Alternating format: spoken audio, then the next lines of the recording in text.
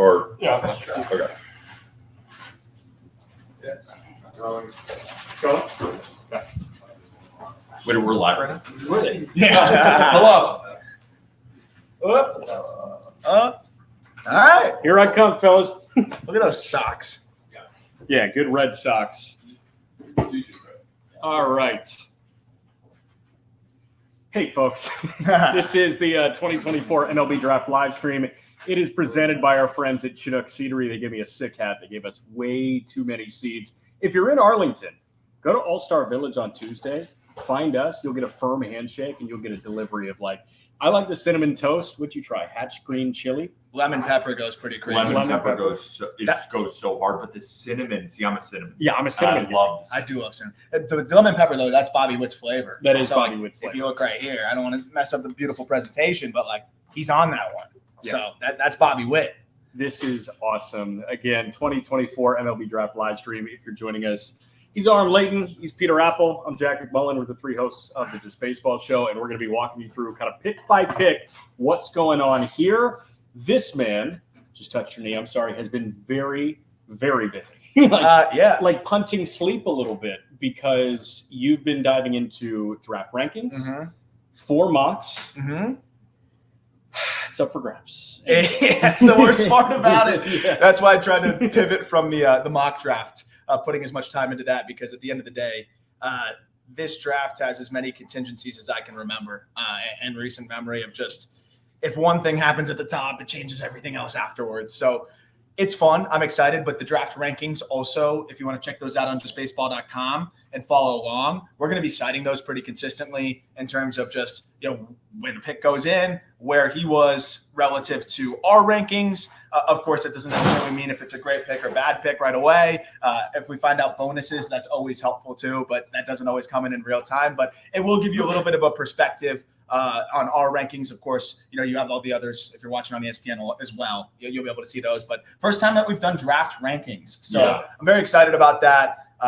It was a totally different kind of write-up, and it took a lot of time, but it was really satisfying to get done. Well, and the thing is, Peter, I'm going to ask you a question here in a moment. No, it's okay. You guys just do it. I'll just stand off to the side and not even talk. No worries, guys. No worries. I'm following the YouTube comments live. So if you guys, have input, I will absolutely shout out these best comments that are in here.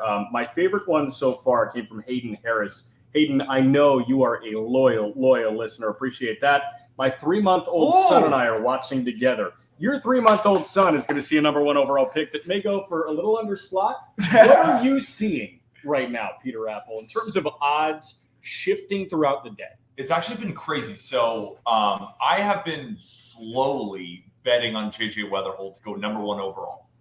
Got him plus 140 on BetMGM, then plus 240, then plus 250, and just kind of slowly adding. Over the last 3 hours, the betting odds have flipped from Travis Bazzana being a clear favorite to now JJ Weatherholt being the clear favorite.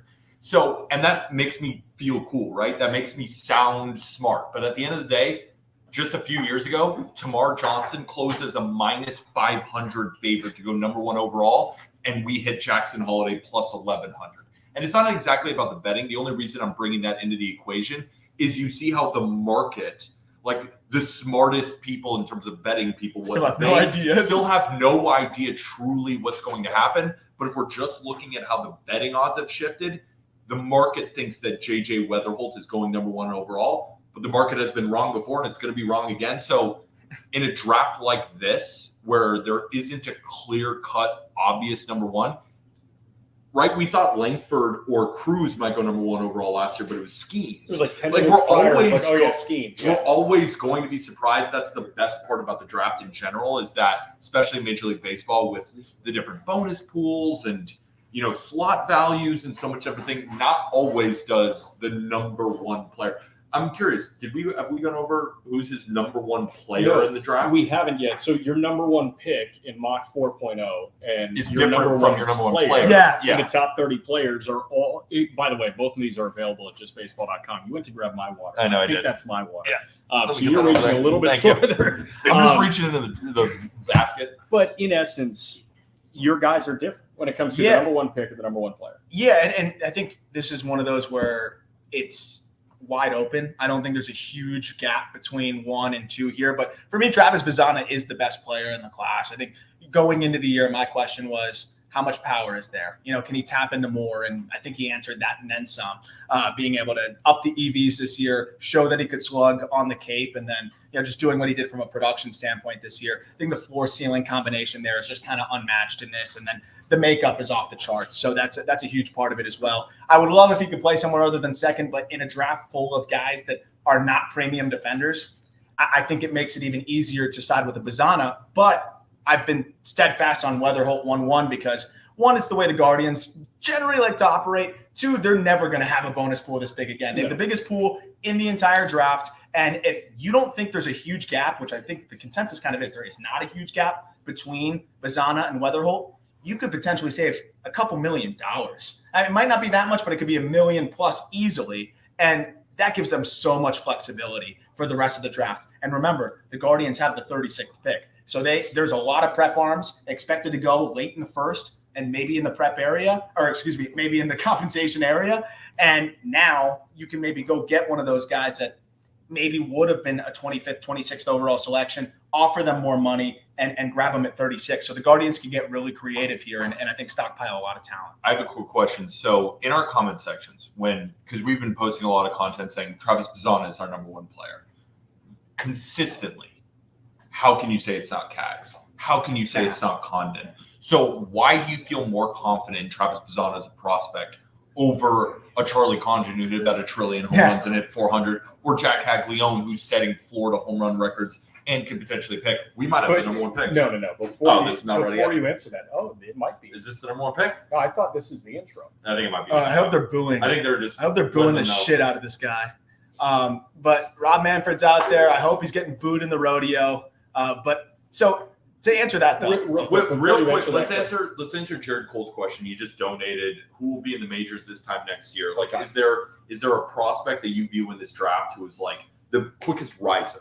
I mean, pitching wise, I actually think in general, I think Hagen Smith can just be fast tracked more than any other, because guys for me that I feel like can climb quick are the ones that can dominate with the fastball from the word go, and then he's got the wipeout slider. I think Hagen Smith's a guy that probably flies through the quickest, especially with the development of the changeup. But Bazzana, Weatherholt, I think both those guys can climb really, really quickly. But I think the pitchers always go a little bit quicker. The answer on the top prospect and kind of what separates, it's the ceiling floor conversation where you still have a high ceiling with Bazzana. I think when you look at Condon, of course, he has a higher ceiling. Cags still has a higher ceiling as well. But Cags ran one of the higher chase rates we've seen in a long time from a guy that's expected to go in the top 10. I still think he's a top 5 prospect at number 3 on our big board here. And then Condon, I had a little bit of concern about how steep the drop-off is in contact rates when you look at the secondary stuff. Non-fastballs, the contact rate drops below 70%. And there's some swing path things for me that, again, we're nitpicking here in the top 4 prospects, but there's some swing path things for me that I think could get exposed a bit more in professional ball. I had the same concerns with Dylan Cruz. Again, Dylan Cruz still very good, but if we're talking about the ceiling here, that's what I think is limiting Cruz right now too. Sliders have been chewing him up. You saw it in a series already with Indy. Again, he's still very good, but that's something that's limiting him from his ceiling. It's also I can't remember if we were on the call up or if we were just chatting. It's so funny that Cruz is kind of tabbed as the guy that was left behind from the top, 3 prospects in the draft last year, because Skeens is starting the All-Star game in the National League. Wyatt Langford has put together like a rough patch and then a hot streak. Yeah, like he's played 80 games at the Major League level at this point. And we're saying like, oh, Cruz is the run to the litter because he's behind. This cat's in AAA, knocking on the door of the big leagues a year from when he was drafted. So, I mean, like the overall level, and we've talked about this incessantly, the overall level of college talent is as high as it has ever been. These guys are as athletically and baseball oriented, mature as they have ever been.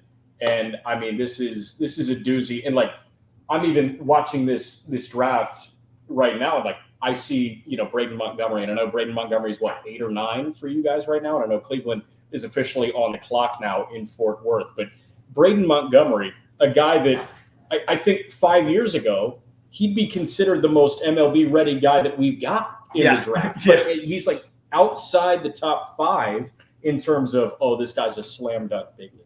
I know, and that's the craziest part. Is like you mentioned, but we were talking about it with Chase Burns, right? With the fact that he has a fastball that sits in the upper 90s, touches 100, and opponents had an OPS over 900 against him. It's so weird.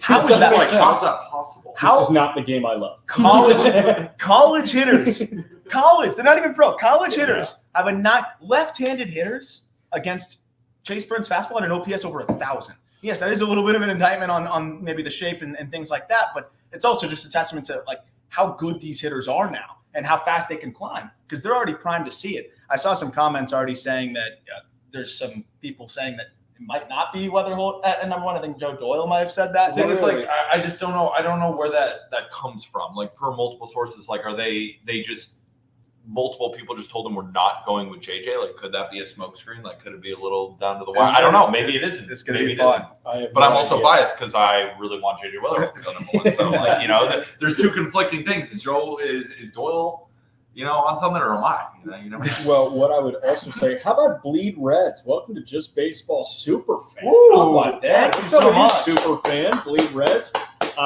No, I like that because this morning when we were just kind of standing in the driveway of our Airbnb, we picked who's going to go 1-1, and you guys had a thoroughly perfect answer to why Weatherholt is going 1-1, and then Peyton and I were like, Bazana, vibes. Yeah. Why not? And, Peyton, I mean, it makes sense. It's like Bazana, according to Aram, and I think according to the market, is the best player in the draft. Like, it's a good idea to draft the best player in the draft. We thought potentially they would save some money by going with Weatherholt when the talent isn't that different, but we'll see, because also we haven't seen the number one over pick yet, so we have no idea. Yeah, I will say Joe does a really good job, and last year's draft was on it as well. I mean, this guy, that's his focus, and he really crushes it. So it does. You should be a little bit nervous there, I will say, but you never know. Definitely. You never know. No, I mean, we'll see what happens. That said, again, it makes sense. Like if Weatherholt isn't willing to take the deal that maybe they were hoping, and you're not getting the discount that you were getting, and all of a sudden it starts to get closer in the bonus difference here.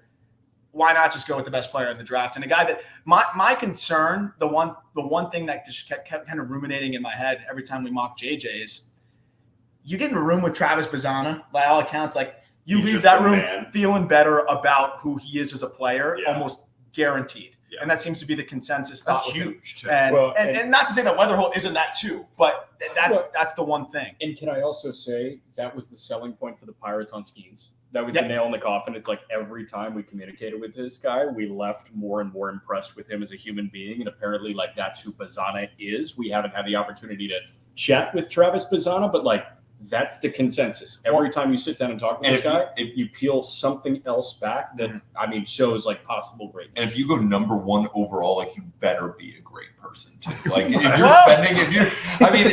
I don't know.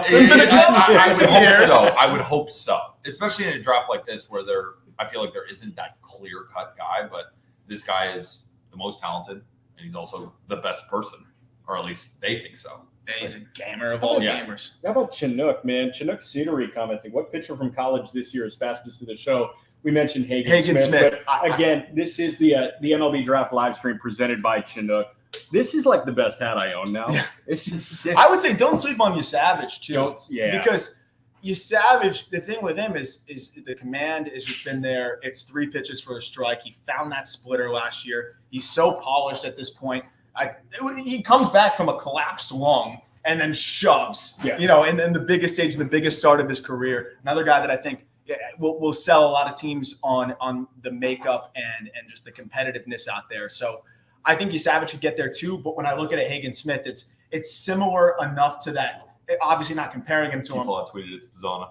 Oh, wow. We'll so see. It's similar enough to that Crochet profile where you could fast track him to a bullpen immediately and then transition him to a starter if you wanted to. I think whoever drafts him, though, is probably going to just develop him. He'll still get there quick, but the development of the changeup for him has been huge, and I think that's kind of the missing piece or the last thing there to get him over the top. And I think he finds that in the minor leagues and through making those starts. But I will say, I think Smith could fall to the Cardinals, and that'd be a blessing. That's all a question there. Let's see who it is.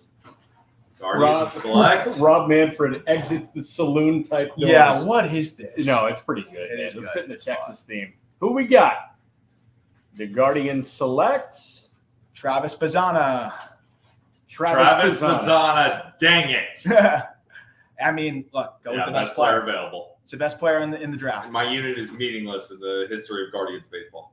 Peyton, a lot of people talking about us knowing ball, man. Good for Travis. A lot of people talking about us knowing ball. Interesting layer of this too is the Guardians love to move guys around, and I know you watch it in a AAA series when you guys play when Indy plays. Columbus. Columbus. This cat's going to play third base. Yeah. I promise Center he's going to get some reps He's in going center. to get reps in center. They love that. Angel Martinez is getting reps in center field. Juan Brito's moving all over. They love that. And I think Bazzana, when you think about the work ethic, you think about the way he goes about his business, that's a guy that will himself to learning a new position. He's a plus runner. So, yeah, there is lack of defensive utility here. But if you think he can go play center, and maybe that was a conversation they had, pure speculation, but that increases the value significantly as well. And I like Jazz Chisholm can go out there and survive in center field. I think Travis Bazzana can Pretty go good out there. pedigree of number 1 overall picks coming from Oregon State. I know it's just Adley, but like you're 1 for 1. Yeah, and he's looking to enjoy, like he's looking to join Curtis Mead, Jack O'Loughlin, who's with the Angels right now, or who's with the A's right now, Liam Hendricks, Ryan Rowland Smith, Peter Moylan as some notable Australian big leaguers. This guy, like last year in Falmouth, by the way, Falmouth has the opportunity to be as good of a Cape team as we've ever seen. Bazzana, 375, right? 375 with a 1037 OPS, 33 games, 14 bags, 14 extra base hits. That Falmouth team last year in 23, Travis Bazzana, Charlie Condon, Jace Lavalette, Walker Janik, all on the same Cape League team. That's all first rounders. Yeah, and Laviolette has an opportunity to go 1-1 next year. Don't mean to be on my phone. I'm just posting on our Instagram. Yeah. So go number 1. Yeah, because someone's got to run our socials, and it's Yeah. Peter. So that's I think the cool thing with Bazzana too that really stood out to me is you can't really poke a hole in the offensive game, right? Like he hits lefties well, he hits velocity well, he hits breaking balls well, he covers all parts of the zone. He can get stuff up, when you try to buzz him at the top. The knowledge of the strike zone is there, and I think the one question was kind of okay, well. He didn't perform that great, down the stretch in the postseason or whatever. How's he going to be against better competition? He went out on the Cape and hit 375. So, and showing the uptick in power with Wood, 6 homers, I think, out there as well. I mean, this is one of those situations where you just don't have to overthink it, and you got to feel really comfortable about what you got there. So it sounds like number 2, by all accounts, the residual effect was always, it sounded like, going to be Charlie Condon here, which is why they're going to surprise us and go with like Chase Burns or something, right? So some numbers on Bazzana this year: /407, 568, 911. That's a 1479 OPS. And this guy that I know, like all these draft shows are listing him at 6 foot. Guy who's like what, 5'8", 5'9"? Who? Bazzana? I think he's sneaky, like 5'10". Okay, so like he's not 6 foot though. No, I don't. I think that's generous. I don't think he's 6 foot, but looking swag. This guy, like the pearl necklace too. Absolutely beautiful. But Bazzana, I mean, this guy that's sub 6 feet hit 28 homers in 60 games, just raking. In his college career, 3 seasons at Oregon State, 184 games, so a little bit more than a 162 that a lot of people like to look at. This guy in his college career /360, 497, 660.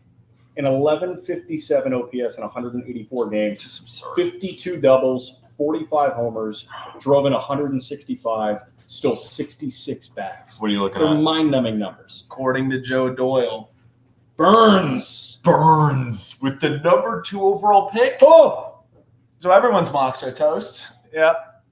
That's the MLB Draft for you. It's just like you never know. Real quick, before we actually see the pick announced, because the pick has not been announced. That's just source info. Yeah. But wow, man. Before that, you brought up an interesting point on Bazzana and his positional versatility. In terms of usage, Matt McClain was the name that came to my mind. Does that make any sense? Well, and just trying him in all these different spots. Trying him in all these spots, he's going to hit. Did McClain start as a shortstop though? Started as a shortstop. Yeah, and they moved him all over. But he's capable of playing shorts. He's a little bit more versatile defensively, but I do think they can try him out in different spots. Yeah. I agree. Also, this is a guy that make up that great too. He also went to Driveline and said, "What do I need to do? How do I need to get better? Find those inefficiencies." I think he can do a lot of the same things defensively too. You can add arm strength. You can add some wrinkles to what you're doing, and he's already a great athlete. So the Reds are in an interesting spot though, because you feel like they could use bats. And I know you draft the best player available. Like If they think it's Chase Burns, it's an interesting fit. I'll tell you. But we'll see as it gets announced here.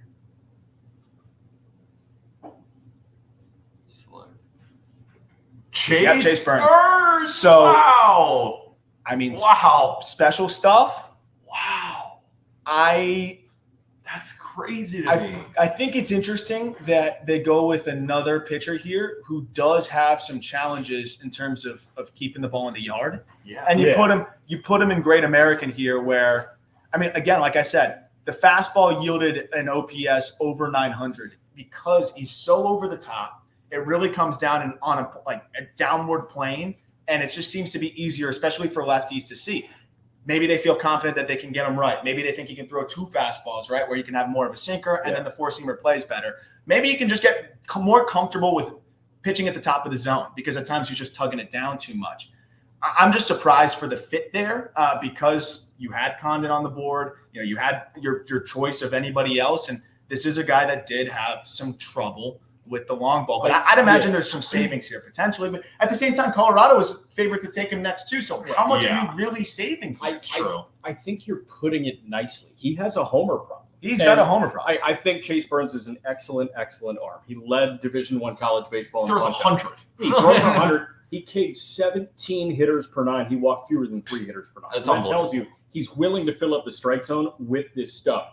10-1 with a 2.7 ERA. This is now back-to-back years that Cincinnati has taken an arm from Wake Forest. So that's true. That's interesting. Maybe they love what they saw with Lauder. And that's what I was about to say. They're seeing how well Lauder has progressed in their system as well. Yeah, I mean, that's the thing with Lauder. He hit the skids in his first couple of starts in AA, but has settled in after that. Just threw in the Futures game yesterday that Burns is going, but man, he's got a legit homer problem. Yeah. First year at Tennessee, 13 homers in 80 in the third. Sophomore year at Tennessee, 72 innings, 10 homers. This year, 100 innings and 16 starts. Also note that is 6 in the third innings per start. So that's a guy that can work deep into games. That's an inning more than Hagen Smith was going per start. Smith was at 5 in the third innings per start. Burns was at 6 in the third, but 14 homers in 100 innings. That's a legit homer issue, and you go to a place called Great American Small Park.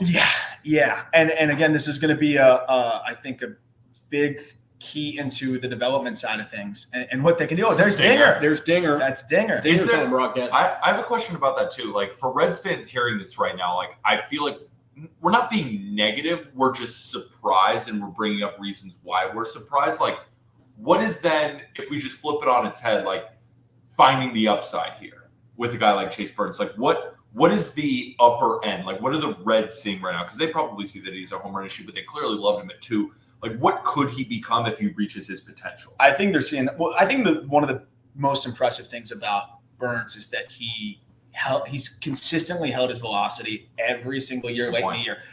We look at hard throwing, high effort right-handers. You're okay, well, is that going to fall off a little bit? It hasn't. He's clearly, knock on wood, it's all relative with pitchers, but clearly looks like a workhorse, right? And that's something that they've struggled with, right? Lodolo is always hurt. Hunter Green's gotten a lot better with being available, but he that's been a challenge for him as well, and for them as well. So I think they might just want that workhorse too, and a guy that can get there quick. But I do think it is just a little surprising because of the options they have. But let's be honest here, if he finds the solution to that fastball, home run problem, the slider was one of the best pitches in college baseball in a long time. Lefty batter's box swing. And it works to lefties and righties. The curveball is a power curve that is gross. He couldn't quite find the changeup, and he ditched it at the end of the year, which is part of my concern. And he also, I think, started to see the fastball just not quite perform as well down the stretch. But I think it was also trying to win ball games, right? He's not trying to endear himself to scouts. He's a top 5 pick. He's trying to win ball games. He started to lean on that fastball more, and it allowed him to get strikeouts and be successful. But some good hitters cheated and caught some fastballs. And I think it kind of skewed the numbers a little bit. But I think if it all works out here, Justin Verlander is kind of the comp of a guy that has a high release fastball. You just got me hot and bothered. That gets down, that gets down, downhill, and can get hit when he's tugging it downwards, but found a way to have it perform at the top of the zone. Yeah. And then when you have that fastball from up here performing at the top of the zone, the breaking balls tunnel off of that even better, and it becomes a nightmare. So I think they feel like they can help Chase Burns get to that next level. And if you look at the game logs, man, it's like double-digit strikeouts every single time. Every time. I want to get to something real quick before the Rockies make this pick, and it does say it's got to be Condon. It does. But Condon and Coors is going to be. Or I mean, do you think they'd go Cags? Either way, that's cracked. Like that's going to be unreal. Okay, I do want to get to this question, but it looks like Commissioner Manfred is coming on. They can still get their pitcher in Hagen Smith too, right? Because it was potentially that they'd get mocked to a pitcher. Yeah. So the Rockies are selecting here. Let's see what they go with. Charlie Condon. Here we go. Third base. They list him at third. Yeah. So, I mean, we were joking about it on the eBay live we just did.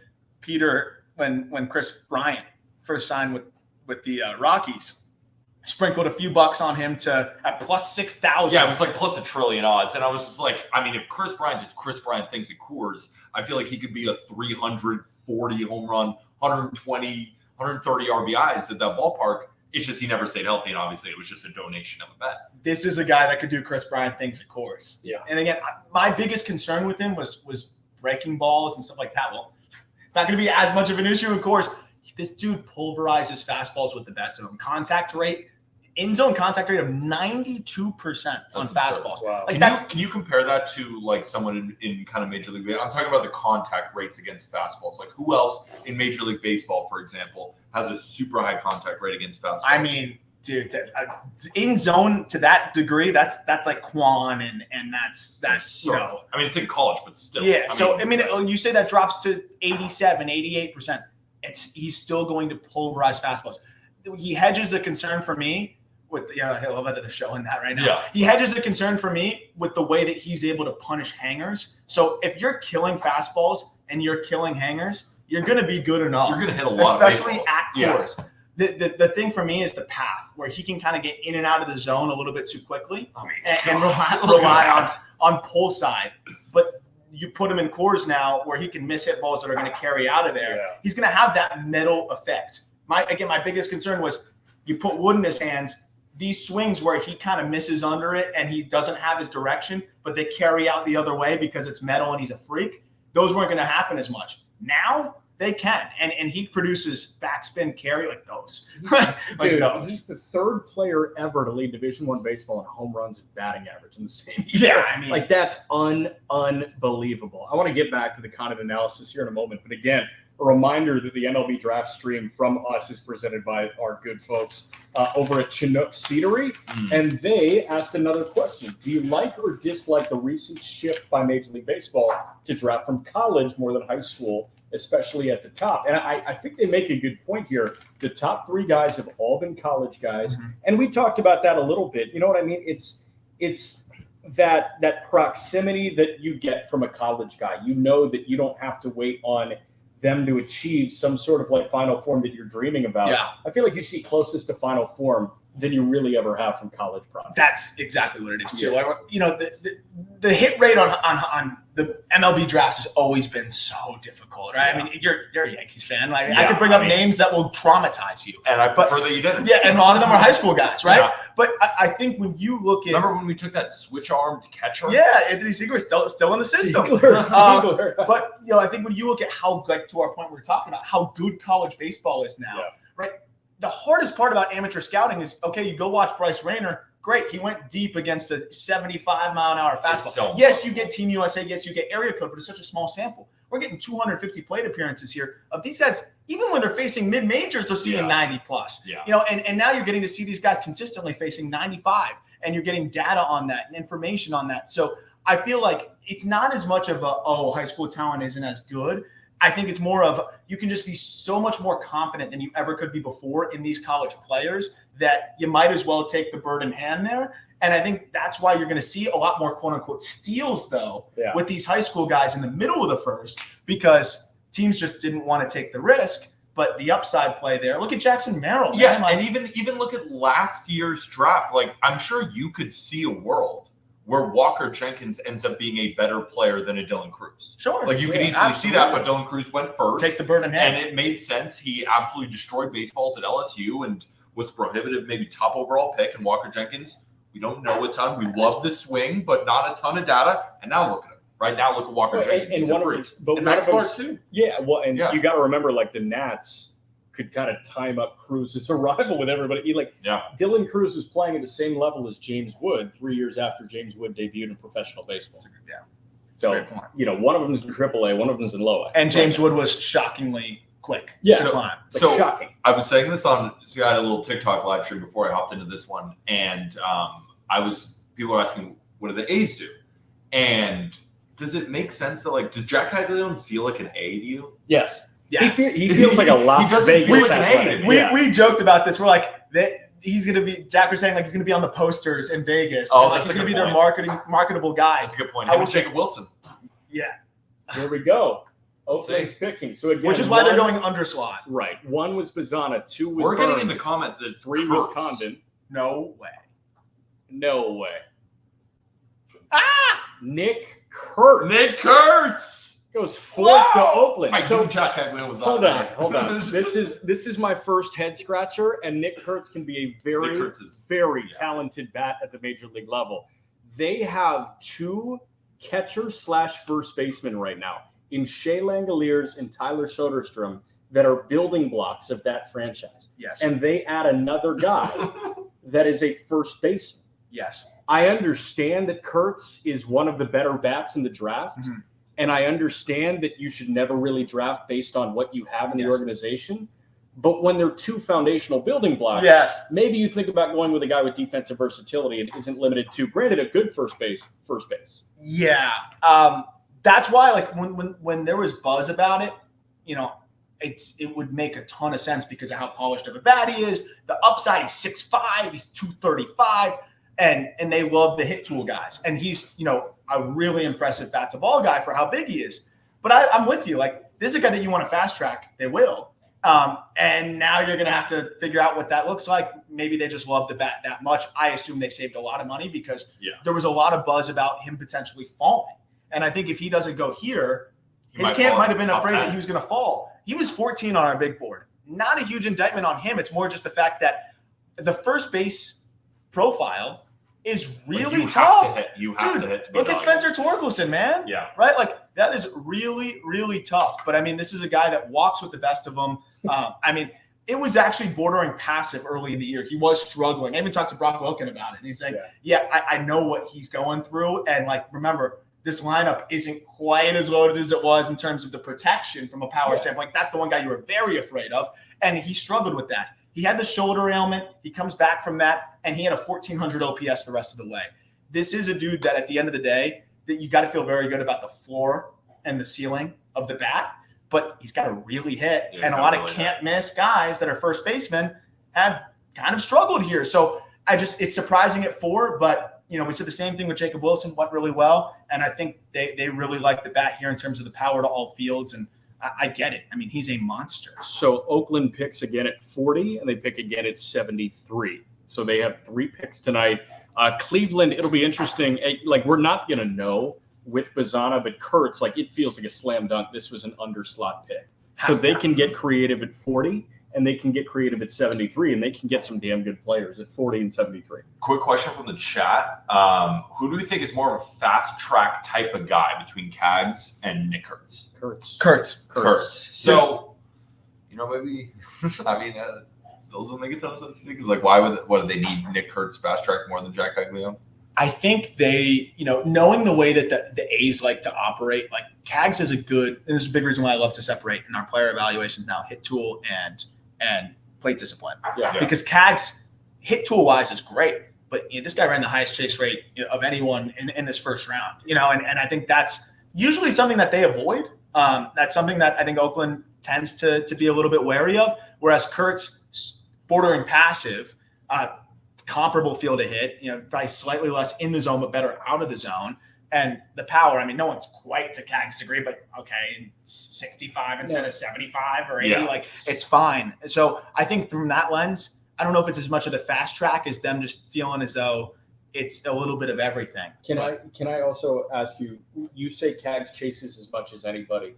A 5% walk rate in 23, that jumped to an 18% walk rate in 24. Like, is that a tangible adjustment, or was it nobody was pitching to? It was still probably chases both. as much as anybody. Little of both. He did cut the chase. Okay. It was like 42%. He cut it to like 37%. But he only saw, if I remember correctly, like only 38% of the pitches he saw were in the zone. Wow. How do you not chase? And also, when you can hit everything, like he hits everything, and Good that bad ball offense hitter. stuck. That offense stuck. I mean, that Florida team, I think, finished 33-29, and they snuck into Omaha and were just led by Cavs. He had guys hitting behind him with like an 800, like 750 OPS. So like, I think he felt like he had to put the team on his back. He had Makes to do sense. everything, and he he did. did. He did. So I always say this, like, how do you tell a guy hitting 400 to swing less? Exactly. Yeah. So my hope is that it was more of a aggressive, I need to do too much and I need to do everything, instead of I can't recognize ball versus strike, because that's the concern. And the models are going to spit out, the draft models, pitch recognition, because chase and pitch recognition overlap so much. But I think with him, it might not be as much of a pitch rec thing. It might be more of I was trying to do too much. And if that's the case, then Cag's going to end up being one of the biggest steals of this draft. And I do wonder what the White Sox are going to do, because they were tied to him plenty, but I don't think they knew Weatherholt was going to fall Who's your into their lap. dream pick right here? Caglione. Caglione. You wanted to swing for the fences Yes. here. Let's swing for the fences. Let's see who it is. Chicago White Sox. I didn't even see what he said. Hagen Smith. I love Hagen Smith. I love this pick. Interesting. They have a lot of pitching, like Yeah. a lot. I was thinking maybe they were going to try and add a bat, but Hagen Smith is a very interesting. Floor is yours right now. I need like 30 seconds. Yeah. Just kind This of, is my top pitcher in the draft. Yeah. I think Burns, of course, is a special talent, but you're looking at a guy here in Hagen Smith that the floor is high leverage reliever and an elite one. The fastball release characteristics are pretty much it's similar to Josh Hader's you're going to find from the horizontal and vertical release. The fact that he gets ride and run from that release point, it's short arm. You really can't see it well, and it just gets on hitters quick.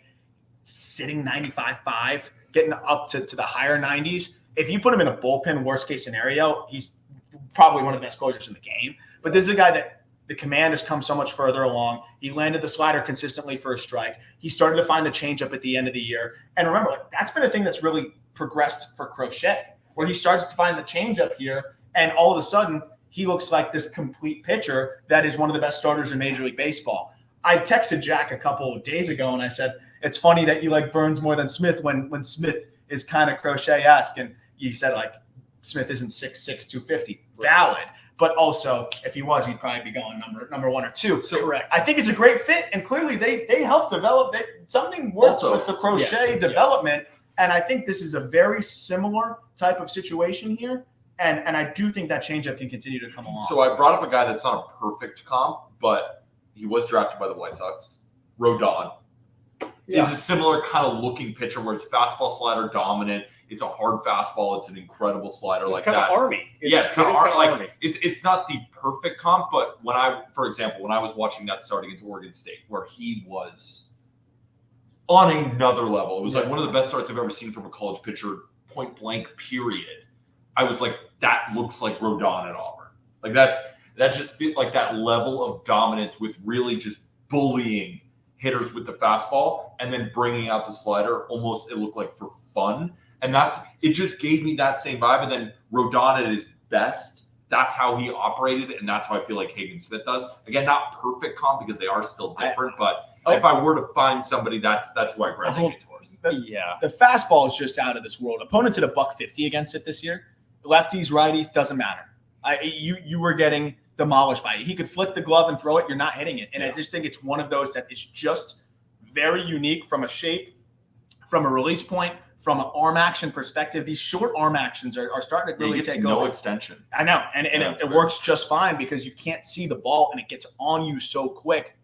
Slider working off of that is absolutely elite. So I think it was some of the best in-zone whiff numbers that you saw in all of college baseball. That's why he had the highest K per nine in D1 history. Yeah. But those two pitches alone, I think he could stick in a rotation. And if he finds that changeup, I think you're looking at potential frontline upside here. So if the Royals can get Caglione here, it's possible. I have a weird feeling they go like Rayner. I thought that they were going to go with Hagen Smith. And now that Hagen Smith is off the board, they could go Cags. but I wouldn't be shocked if they go Rainer here either. We have a question here from Jared Cole. Yeah. Donate thoughts on Devin Futrell. Oh, thank you. From Jared Cole. Shout out, Jared. Let me dig up on him. I'll dig up some draft notes on him in a moment. So We'll get back to you, Jared. We got you. I tried closing my eyes and thinking about the White Sox in 3 years, and I like the fit of Cags because like it feels like there are answers everywhere else, but also the idea of Thorpe and Schultz having Hagen Smith there with them, and Iriarte being possibly a 4, and whoever they get for Luis Robert and Crochet is very, very exciting. Yeah, and that's the thing. It's like, yes, there's a lot of pitching right now, but you never know what's going to happen goes with away. pitchers. Yeah, and like you can never have too much pitching. Yeah. Right? And you're also talking about a rotation. Like you talked about Schultz, you talked about Thorpe, you talked about potentially Iriarte. Like that's 3. Like if they're going to trade Crochet, you still need building blocks in that rotation anyway. For sure. And like I agree with Aram. Hagen Smith is my favorite arm in this draft too. So and they can get so many bats when they trade Fetty, when they trade. You were a little bit disappointed, obviously. Like you wanted Cags, but like I love the pick. The reason why I love it though is we went back and forth about Burns versus Smith on the podcast, and now Smith. He's got to be a Smith now guy. you got to run with Smith. Fine. Yeah. Now you're a Smith guy. All right. Royals are picking. I hope they get Cags. I think Braden Montgomery would be a really good fit here. Jack Caglione. Jack There we go. Caglione. Oh, that's Royals. fun. Not a baby. So Cags is third on our big board. And for me, I felt as though, as we talked about earlier, like if you feel like that it's more I had to do too much and not I can't recognize spin, and he improved drastically against spin this year and was phenomenal against secondary stuff. Also, he improved left on left. That's the thing is this isn't a guy that's a platoon candidate. He hit 400 against lefties this year. What I love is he's got a whole tool bag of like swings as well, where he's got his A swing, which will produce 118 miles an hour. He's got his B swing, which will still be a 430-foot bomb. But then he's got a C swing if he's fooled, where he can poke a ball outside of the zone and go yard the other way, which, I know we showed that clip already. Like that is what makes him, I think, not as risky as people may think. When you have those different swings that you can get off and still do damage, really the only question with him becomes just what does the chase look like? Can he cut that down? But improving against breaking balls, improving against lefties. I love the swing. It's probably one of my favorite swings in the draft. It's so simple. He really just gets in his base and stays there. And that home run that they're showing on the ESPN broadcast, like that was one of my favorite. But the one that we just showed on ours, like there's no reason that anyone should be able to hit a ball out with that swing that we just showed on our broadcast here too. Like it is special. I don't think he pitches. I think we saw the arm kind of start to go on him at the end of the year. I never really liked him as a pitching prospect, especially relative to, what he can do as a hitter. Also, the velo drop at the end of the season was a little bit concerning. I think he's more of a reliever profile. I don't know about the Harper compliment.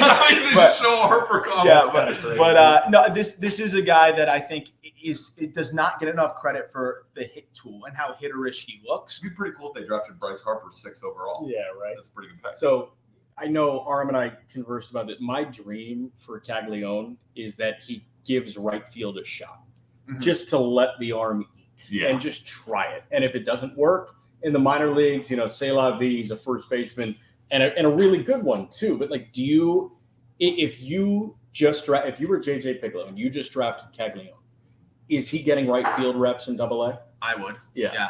Because he's athletic, man. He moves decently well, and you don't need to be that good of a defender in right now. Don't suck. Yeah, just don't be horrible. Don't suck and let it eat. I mean, Kyle Schwarber has years in left field. How many games does he have in left field? Tons of them. And Cags, I think, without knowing how to play right field, might already be a better player exactly. than Kyle Schwarber. Question for you, Aram. Highest upside in the draft, Caglione? Like, if everyone reached their absolute ceiling, is the ceiling the best for Caglione? 100%. Yeah. And that's why when you can get the highest ceiling at 6, that's going to be expensive, but whatever. You got the highest ceiling. That's why I have him as the number 3 player in the draft. Is like the combination of hit and power is just crazy. And that's why I think and if you can't get him out via the chase because he cuts that down, how do you get that guy out? So I think Cardinals fans are pissed right now because even in our TikTok live too, can Hagen Smith or Chase Burns fall to them? Is it possible that Caglione? Dude, Is it JJ possible? Weatherholt's falling into their lap. Do you think they go Weatherhold, or do you think they go high school guy? I mocked Bryce Rayner. I think we're 0 for 6. I think a lot of people. I think everyone's 0 over. Yeah, Yeah. I a lot mean, of people I no are one 0 for had 6. Chase Burns going We too. got one arm. I got one. What'd I We get? got third overall Condon the Rockies. Oh, Let's go. Yeah, we There we got go. one. Yeah, but that was chalk. Doesn't. Yeah. No, was it? It I'm was supposed to go. kidding. I think it's consensus too, but it's oh yeah, ridiculous. Braden Montgomery still on the board. Oh, too? to answer the Futrell question, didn't really throw at the end of the year, and velo was kind of down, but strike thrower, nasty changeup. So hopefully he comes back, and if he can gain a little velo, it's like kind of 89, 91. So hopefully he can gain some velo there, but nasty changeup over there. It's Vandy. crazy to see like now. I mean, some of the guys that are being drafted, like you don't think Jack Caglione will work as a pitcher, and like he hit 100.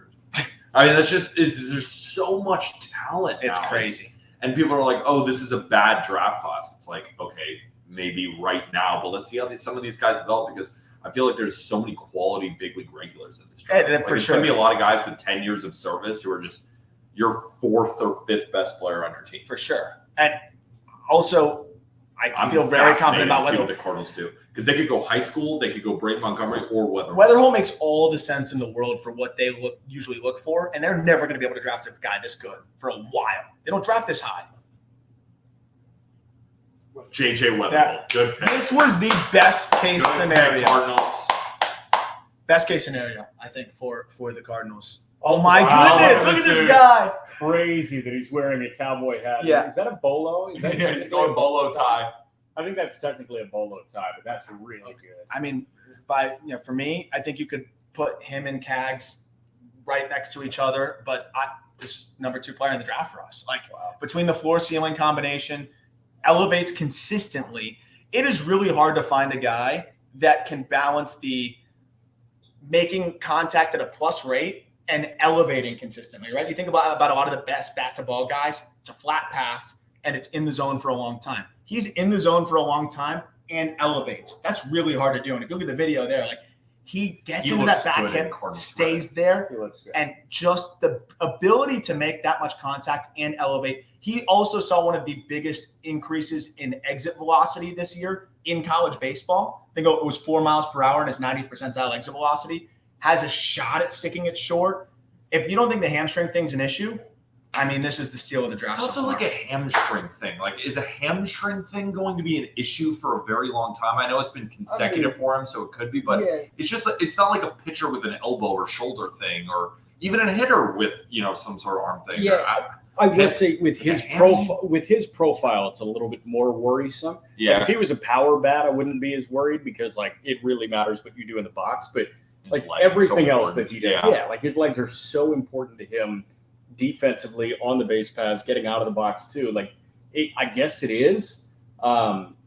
This felt like the easiest pick ever. They see whether he'll fall to him. It's like that video of the Vikings somehow getting Justin Jefferson to fall to him. It's like, all right, what? all right, time to draft Justin Jefferson. Like I could see John Mozeliak sitting in the front office or sitting in their war room, whatever it looks like, and they had no plans to get Weatherhold. Like Weatherhold was probably high up on their board, and they're like, we just don't think he's good. They've never talked to him before. Sitting at 7, it's like, right. hey guys, JJ Weatherhold is here. Like we should just pick him and screw all the other analysis that we did for like the high school guys. Good question from where's Hayden Harris? You said probably a dumb question. No, it's a good question. How soon can teams trade these guys? Just curious. Oh, The answer. They can trade him to the Yankees soon. I think. Yeah. Bazonic can go to the Yankees I think soon. they'll trade him soon. For the Yankees what? Is Dennis Santana still a Yankee? No, he's a Pittsburgh Pirate. Got you. Yeah.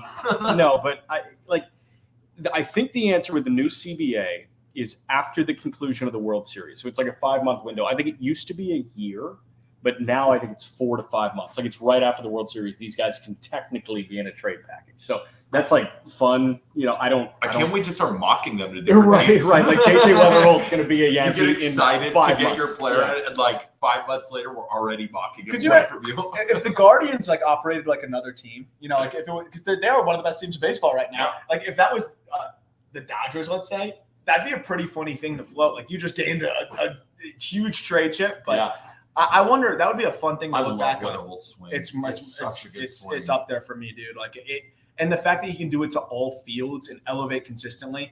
My one concern with him is I like the actions at short. I like in terms of how he's come along. The footwork's good. The arm is short right now, and that's my one thing.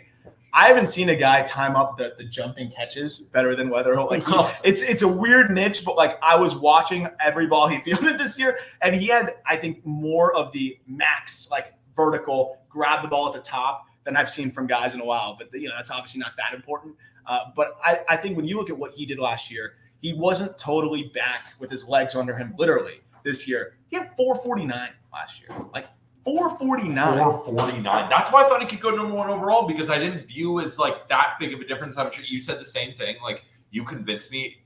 That didn't seem like much of a difference in a talent cap. There isn't. Him and Travis Bazzana. So if we're going to save a little bit of money, but of course, like they just went with Bazzana, which is was the right pick to make. He's an incredible player. But the fact is, why I'm bringing it up is the Cardinals got that guy at 7. Like it was between Bazzana and Weatherholt, according to the odds of going number 1. Like it was those two, and it was a 2-horse race. And now he goes 7. Like if I'm a Cardinals fan, I'm so hyped right now. Oh, you got to be. Let's talk about the next pick, number 8, to the Angels. Because we know Artie Moreno and Barry Bonazzi can Yeah, that's why they're going to take a Griff O'Farrell. Right. Well, I'm thinking high school. I'm thinking Cash Mayfield, right? I wonder if they go Brandon Montgomery. I mean, Braden would make the most sense in terms of what they sense. like to do. But I wouldn't be shocked if they stray here and go high school. And you have a chance to take Bryce Rayner here. I don't think they were expecting to maybe be there. And they'll try the 2-way thing. I would. I know they would. Savage fits their bill. I was saying, is there any chance they go Savage? I could see they it. need pitching. I could see so Savage. badly. And he'd be there tomorrow. Yeah, I mean, Right. And the thing, if you're he'd be like the 4th best pitcher in their entire organization. if you're Savage too, like you get drafted by the Angels, they offer you a little bit less than you were hoping, but you're going to get there and your clock's going to get rolling quick. You can work that out. Like I wouldn't be shocked. I would not at all. But if you're the Angels, who would you go with? I would go with Rayner. They're the worst farm system in Major League Baseball. Yeah, like, best I don't care about who gets here tomorrow to help, give support to Kevin Pillar and Joe Adele and I don't think Kevin Pillar is on and the Angels Brandon anymore. Drury. And Keston Hira. I just don't care about that. Like I'm trying to build a farm system here that's half decent. And Bryce Rayner's a guy that, he's the best prepster. He's a shortstop that can, stick there. That's where I would go. Yeah. But I wouldn't be shocked if they go Cam Smith. Would you go here? Montgomery, just because I think he can go to AA as soon as his ankle's right, and then he'll be in the big leagues in a week. That's going to take too long for their patience. Probably. By the way, 2024 MLB Draft live stream. It's presented by Chinook Seedery. Aram Layton, Peter Apple. I'm Jack McMullen. Picked so far. 1 was Bazzana to Cleveland. I'm trying to do this off the dome. I don't have it in front of me right now, which seems silly because I have my laptop. I believe in you. All right, Bazzana 1 to Cleveland. Chase Burns went 2 to Cincinnati. Charlie Condon 3 to Colorado. 4 to Oakland was Nick Kurtz. 5 to the White Sox was Hagen Smith. 6 to the Royals was Caglione. 7th to the Cardinals was J.J. Weatherholt. And Commissioner Manfred is 8 with Look the at that Angels. timing. Christian Moore! Oh, my God! A cycle in Omaha for Christian Moore. Tennessee second baseman Christian Moore can absolutely rip it. It's a second baseman, and you have some zone concerns? He did have the largest increase in contact rate of any of the draft prospects. Okay. From 65% to 77%. Holy smokes. Which is about a little bit higher than the Division I average here. So the exit velocities are up there with just about anybody not named Jack Caglione. Yeah. The field of hit improving is huge. But this is a guy that was, I'm lower on him than just about everybody, but, I had him other than Fangraphs. I think Eric Logenhagen had him even a little bit lower than I did. He's like 20 on our big board. There you go. So speaking of that question from Chinook, this is now the most consecutive college players taken to begin an MLB draft. And that could be speaking to the thin high school crop, but like Rayner and a little of both. You feel like they would be sprinkled in. Yeah, I think it's just these guys are getting so good now. I wonder if Rayner college commitment is pretty tough. Like I wonder if anybody's meeting his price. Dude, I don't know. You're the best prepster in the draft. I'm trying to wrestle. I think Pittsburgh would be all over this. All over. All over it. Like, I Pittsburgh or agree what? with you. I'm trying to figure out why he. I think the Pirates should be doing backflips that Bryce Rainer just. I'm shocked. They I think went the high with school guys more go back over to back. Montgomery. If you're gonna get a college back, like you went more over Montgomery. I feel like Savage could make sense for Washington at 10, but I could absolutely see a world where high school guys go back to back. So, I mean, again, breaking. Hold on, this comment is hilarious. Breaking news: Christian Moore will make his MLB debut Friday. That's what I was going to ask you. It's like, all right, so he goes to Rocket City after he signs. It might take a week and a half to sign. He goes to Rocket City. He's up in mid to late August. Like they're gonna, and that's not the best thing for Christian Moore's development. It might be fine, but like they might just do that. Like this feels like a pick where they're just gonna do that. Yeah, which stinks. And I think they're buying the theme in the trend at the end of the year too, where we saw the cycle. Last 30 games of the season, he hit almost 400. He was amazing, and the contact rates got better and better and better as the year progressed. He was the best player of the NCAA tournament. I'll be honest, he's a guy that I'm definitely lower on. But if I looked at the draft rankings and I'm like, who's the one guy that could make me look like a bozo? I do think it's Christian Moore because he hits the ball so hard. Rakes, but also, you don't see a 12% increase in contact rate from a sophomore to a junior like that. So, he's a really difficult player to assess. And if a smarter team took him, I'd be even more worried. Yeah. But this is the Angels, so I mean, think about it too. On a Tennessee team that was putting up record numbers offensively, that won the whole damn thing as a number one seed the first time since the 1999 Miami Hurricanes. He was the guy that everybody was IDing. Like, of course, you got Billy Amick and you got plenty of great hitters in their lineup, but he led off. He was the engine that made one of the best offenses in the last 20 years of college baseball run. So I get it. I just personally, I agree with you guys. I would have gone Montgomery. I probably would have gone one of the high school guys.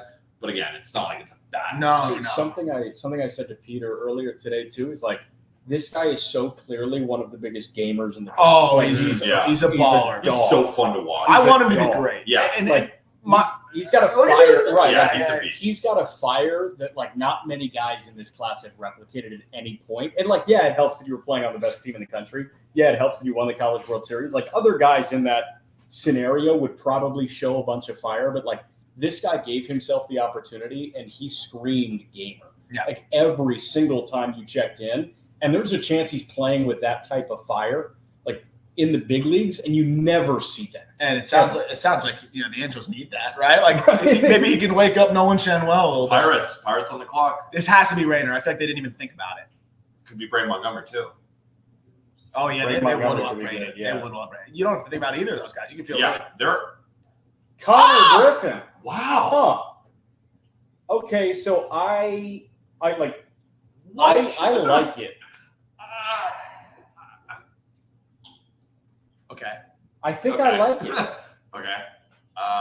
So, in terms of you asked a question about upside, this guy is up there with just about anybody. It's plus speed, it's plus power, it's potentially elite defense in center, it's good defense at short if you want to put him there. The problem, I think, and the only reason why he wasn't, consensus higher pick here is that the biggest question is the most important thing, the hit tool. Yeah. He's made some mechanical adjustments and is trending in the right direction. And if the Pirates brass feels very confident that he's going to continue in that direction, then, I understand it. It definitely has higher upside than Bryce Rainer, but that's probably where they're coming from, though. It has to be. My thing is I don't love the swing mechanics. I do still think that there's some things he needs to refine, and it's long. He's still learning to control those levers, and that is a concern for me. But if it all comes together, it's 5 tools. He's 6'5". He flies. The guy stole 85 bags this year in high school. 85 bags is absurd. In 43 games. That? Just to steal 85 bags to get in there safely, but in 46 games to get on that many times, because you're also hitting a ton of homers that year too. So basically, my guess is every single time he hit a single, he stole a base. Or maybe 2. Yeah. Yes. That if you, to give the Pirates some credit here, if you're watching that, no, I mean, he's either hitting a home run or hitting a single and then stealing second and third. It's I get it. He was the National Player of the Year. He was the Gatorade Player of the Year. That has some pedigree to it. I remember Mackenzie Gore. There were I don't necessarily know that there were doubts about him going 3, but a lot of people might have thought that that was a reach at the time. Like at the end of the day, man, like he was the best high school player in America. And like statistically speaking, Connor Griffin, I know it's not Southern California, it's Mississippi. Why are you calling him? You should stop calling. Where is even my phone? How are you calling How am I him? calling you? What? That's so bizarre. That's the scariest thing that's ever happened. My phone just called him. It's on Do Not Disturb and just sitting over here. It doesn't make Dude, sense. What happened? You're leaving me a You're voice. leaving a voicemail? That's crazy. My phone isn't on. Whatever. Getting back to That's that point. crazy. Getting That was back to crazy. that point. Statistically speaking, and I know Mississippi is a lower weight class than like high school in Southern California. Also, why are they all wearing did the Pirates just pick in Hawaii? Like what's going on here? Why are they wearing Hawaiian shirts? They're all dapping up too. Yeah, They got the guy that they it's knew was going to crazy. be there. And, like, statistically speaking, like he was the best high school player in America. Mhm. I know that doesn't necessarily mean much, but at the end of the day, like he's 6'4", he's built already. 70 He's a- runner. Yeah, 210. And he's what? He's a young 18. He Yeah. reclassified. That's from the thing. 25 to Yeah, 24. he reclassified, which is a big part. Draft models love that. Yeah. Rainer's Love older. Rainer's older. And the other side of it too is this guy is such a good athlete that he was a legit pitching prospect too. He's up to 97 on the They mound. probably love that. I I mean, mean, they just- went with Bubba Chandler, right? Yeah, they love that is true. Yeah. They do like these. Yeah. And I These mean, freak look at athletes who could do everything. Lonnie White. There's Yeah. another guy, football player that they really like. They've gone for some from freak athletes, and it seems like that's something that they do really like. It's a good point. So I think that was a side of it that, and guess what? He played football too, and then as he started to get banged up, he focused more on baseball. Sounds If like he's a- me. Yeah, 70 runner. You're a 7 runner. I think I was. Yeah, I don't know how you get lower than 20, but that's the runner I was. But you think about that side of things as well. Like he does fit the bill of what Yeah. they like. And if it all goes to shit, you got the bet mound as a backup plan, and he could play there too. Can you imagine if like the hit, like it doesn't work out as a hitter and they develop him as a As a pitcher and pitcher? it works? That'd be incredible. So here's the thing, though. The way this is shaking out, go get Rainer, So the- right? Or Montgomery. Montgomery's savage. dude. You know what's Or gonna happen. Savage. You know what's gonna happen, right? Montgomery's gonna fall into the Red Sox lap. Oh yeah, and it's gonna be teal all over. It's, like, It's how gonna did be this guy teal get to all over again. I could see the Nationals What going. if Braden Montgomery falls into their lap? I mean, with the way it's trending right now, like That's what I just there? That's Montgomery. what he just Oh, said. I blacked out. I must have. Rainer here. You savage. You savage. You savage to Washington. Like, it's tough because their system is like it's good in the top 5, and then it falls off. And like, I don't know. I can't say, hey, blend of bats, blend of arms, all that. I feel much better about their stable of bats right now, and I think a proximity arm could be just what the doctor ordered Well, for the Nats. let's say if they go just best player available, like Aram, Best on player your big available is board, Rainer. who's the Yeah. next best player available from your draft rankings? Next best player available would be Bryce Rainer. Bryce Rainer, and then who? Oh, Cam Smith is actually the best available. Oh, Cam Smith is the best You available. love Cam Smith. I love Cam Smith. But yeah, it would be Cam Smith, then Braden Montgomery, then Bryce Rainer. So, I mean, Cam For Smith, narratives, go with Cam Smith. I mean, you'll be right. that would surprise me. It would. I don't know what they do here, man. They might do something weird. Yeah, they got a lot of options here, which is good if you're a Nats fan. Oh, they did something weird. I'm not going to spoil it. They did something weird. Oh no. Oh no. They Why is did everyone saying, oh, they did no? something so Oh. weird. I got to watch your reaction. Did he say Seaver King? Yeah. Whoa. Seaver King is crazy. So- I love Seaver King. Also, Wake Forest, 3 guys in the top 10. Unbelievable. So the organization that sucks at developing tooled up guys drafts a tooled up guy who transferred from Division II, and as I think as a little of a track record as anybody. What I will say though, he is a dog. Yeah. And I think he has a chance to be a special talent. Transfer from Division look II, at the Wingate. 2 pictures of Chase Burns and Seaver King. Yeah, they do look pretty similar. That's crazy. This is a very tooled up player. Like in terms of the players available, I don't know if you could say there's anybody with much more in the tool department. I think he's more tooled up because Yeah. you got plus speed from Seaver King. You got plus raw power. He could play center field. He could play shortstop. The biggest thing with him was super expansive. And I think with him, I could more confidently say from what I watched that it was an issue in regards to pitch recognition. The chase rates on sliders and break, like just spin in general, dramatically climbed. And the other side of it is, I watch him just pitchers would double up on a slider that starts middle and break away, and it was just wave at it. The other side of it, though, is this is the first year that he was seeing Power 5 stuff. He performed on the Cape. He still put up great numbers, and so there wasn't as much pressure to figure out the spin, I think, because he is so good at hitting pitchers outside of the zone. So he does hedge it that way. They love tools. And that's what they go with here. It hasn't always worked with them going the tools with Elijah Green and some of these other guys, but they did bring James Wood into the system, and he did turn out quite well. So I think this is an upside play here. And if you were tempted to go high school or go here, he kind of is high school-ish. Any savings here potentially? I think for sure. Yeah, it has to be, right? I think for sure. They're looking to do something later, and they probably didn't see much of a difference between Seaver King and maybe Rayner or Montgomery, or for sure. Maybe they thought it might be reaching for Savage. Can I also say this has given Detroit the golden ticket of Bryce Rayner? Detroit loves high school guys. Yeah, after getting they love hit tool though. They love hit tool, and that's the one thing with Rayner. It's progressed, but it's still fringy. Where's Montgomery's hit tool in comparison? It's better, but it's still that's what I'm saying. Like they might best. go with just Rayner because of the upside with the high school bat if they don't view it. I think they love that, and they love their ability to develop. I think Cam Smith makes a lot of sense. He could make a lot of sense. Because Cam Smith. Is that who it is? Don't tell us. I want the authentic reaction. Cam Smith. Reactions if yes. Cam Smith is a guy that if you're looking at the best contact rates that are available here, it's probably Cam Smith. So, that could make a lot of sense. I wouldn't be shocked if they lean towards a Carson Bench, but I think Cam Smith is the guy here. Also, Seaver King, if it doesn't work at short, will be an elite third baseman. Yeah, look at him move. It's a plus arm. Look at that. Yeah, it's a rocket. He is tooled out. I'm sure, the Nationals is out there watching some of this stuff. Another guy that apparently scouts love the way that he fires up his team.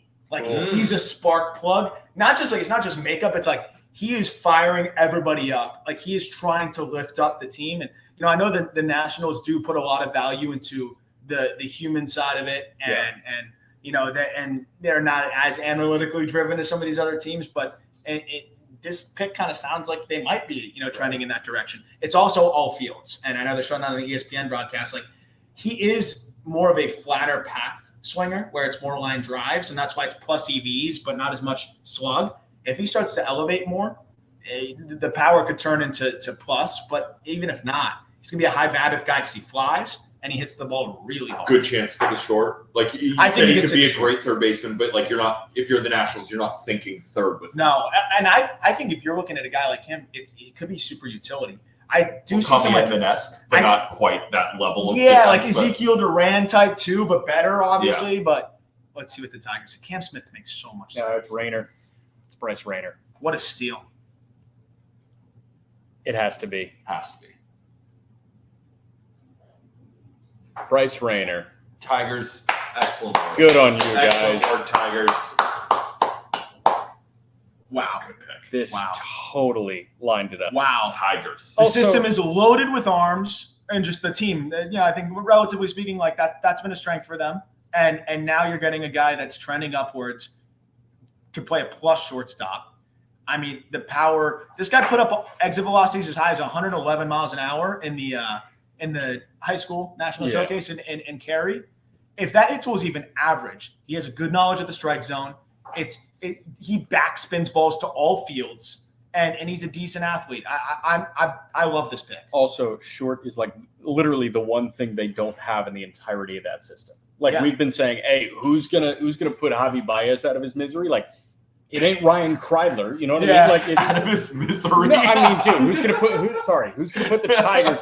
Who's gonna put the Tigers out of the Javi Baez? Yes, misery? yes, Javi that's Baez is doing Who's gonna backflips put- collecting these checks. Yeah, Javi Baez is out of his. He's like, No, what? I who's get gonna paid put- $30 million a year to hang out. Who is the let's DFA Baez and go to who? Okay, and like listen, He's from Simi Valley. yeah, real Real bro. bro, He's a real real bro. He's a real bro. He's a real bro. Robert But Westlake, real bro. I mean, like honestly, you look low A to triple A, and you can close your eyes and see the future at every position for the Detroit Tigers except shortstop. And now you can see the future of the Detroit Tigers at shortstop. Yeah, and especially going Max Clark, then Bryce Rayner. Two pretty So good now the guys. Red And Sox Kevin did- McGonigal. Don't Yeah, forget Yeah, McGonigal. Kevin McGonigal. No, I'm just saying their first pick. Like you went high school, then Oh, high school yeah, back no. again, and then you get Kevin And McGonigal was comp that because the savings from getting Clark, like Yeah. they're nailing the high school They're guys, nailing that. and now they're gonna get The Red Sox. So the Red Sox at this opportunity can get either Braden Montgomery, Cam Smith, or Trey Savage. And I love the Savage fit because the fastball release point is so similar to. I still got to talk about it. Yeah, It's still so similar to Nick Pivetta. He gets slightly more carry too, and then he's got the splitter off of that. Like it is similar to Pivetta, so it's a good developmental piece there. It's a good fit, but they seem to be more tied to bats. That was like the word consistently, and they've got some good bats sitting in their lap. You got Cam Smith, you got Braden Montgomery, you've got a couple really good bats there that could go. the freaking I like Red that. Sox. No, What's no, with no. the Red Sox just sitting in the low, like just scooping? You know who it might be? Could it be Tibbs? That would be. A reach? I don't think it's a reach, but like you have a better version of Tibbs available in Brandon Montgomery. Yeah, probably. Yeah, Tibbs a little bit more hit, Montgomery more power. Caminiti also, like there are some people out there that love him. And I mean, I like him a lot too. And this is a front office that's very pitching driven. And also, Kyle Bodie's involved there. They've got some of the best pitching developmental minds and Breslow there as well. Of course, Andrew Bailey's a stud.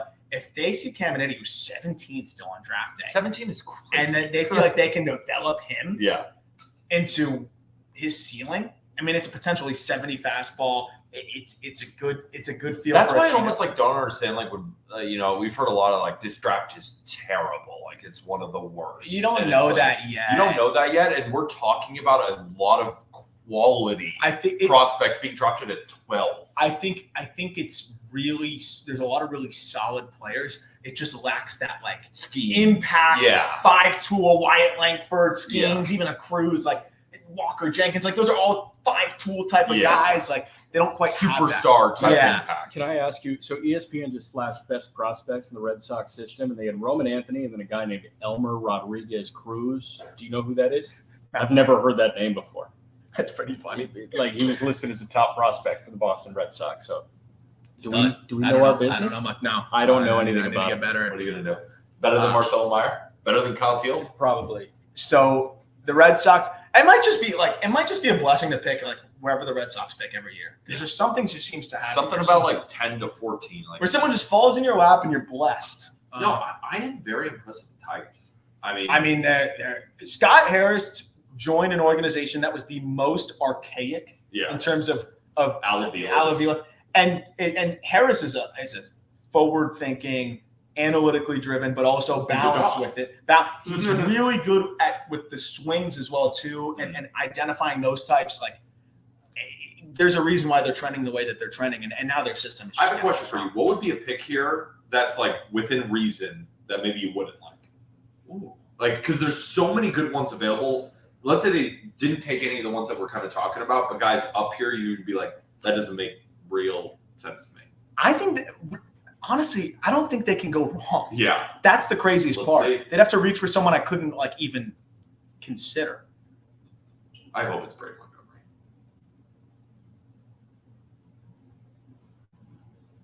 Braden Montgomery. Yeah. Braden Montgomery. I mean, like, Braden Montgomery's a stud. My mom could have drafted for the Red Sox the last 3 years. I swear. I mean, what a pick.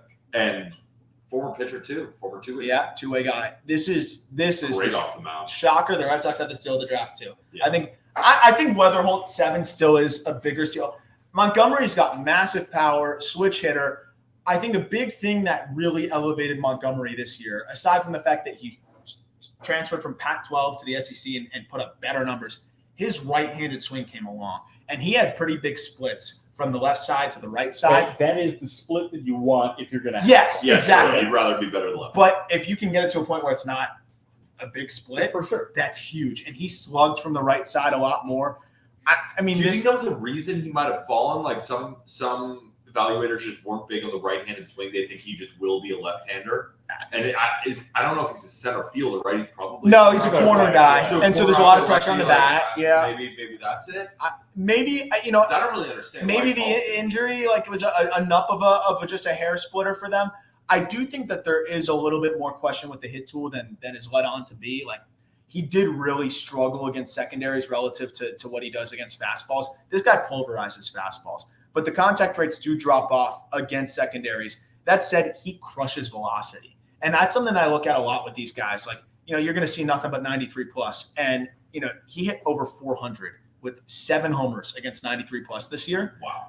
He feasts on fastballs, but it's kind of similar to what we're talking about with Condon, but, even lesser, where he could feast on fastballs and hangers and still succeed. But for him to reach his ceiling, he's got to be better against secondary stuff. And there still was kind of that drop off in contact rates against secondary stuff. But he did take a step forward last year. And I do think there's some slight mechanical things he could find that would pretty much put him, over the top here. So this was a sick get for them. Also, probably the best outfield arm in the draft. So now that the Red Sox selected a hitter, and we're talking about their pitching development, do you think this is more a testament to how much they loved Brady Montgomery?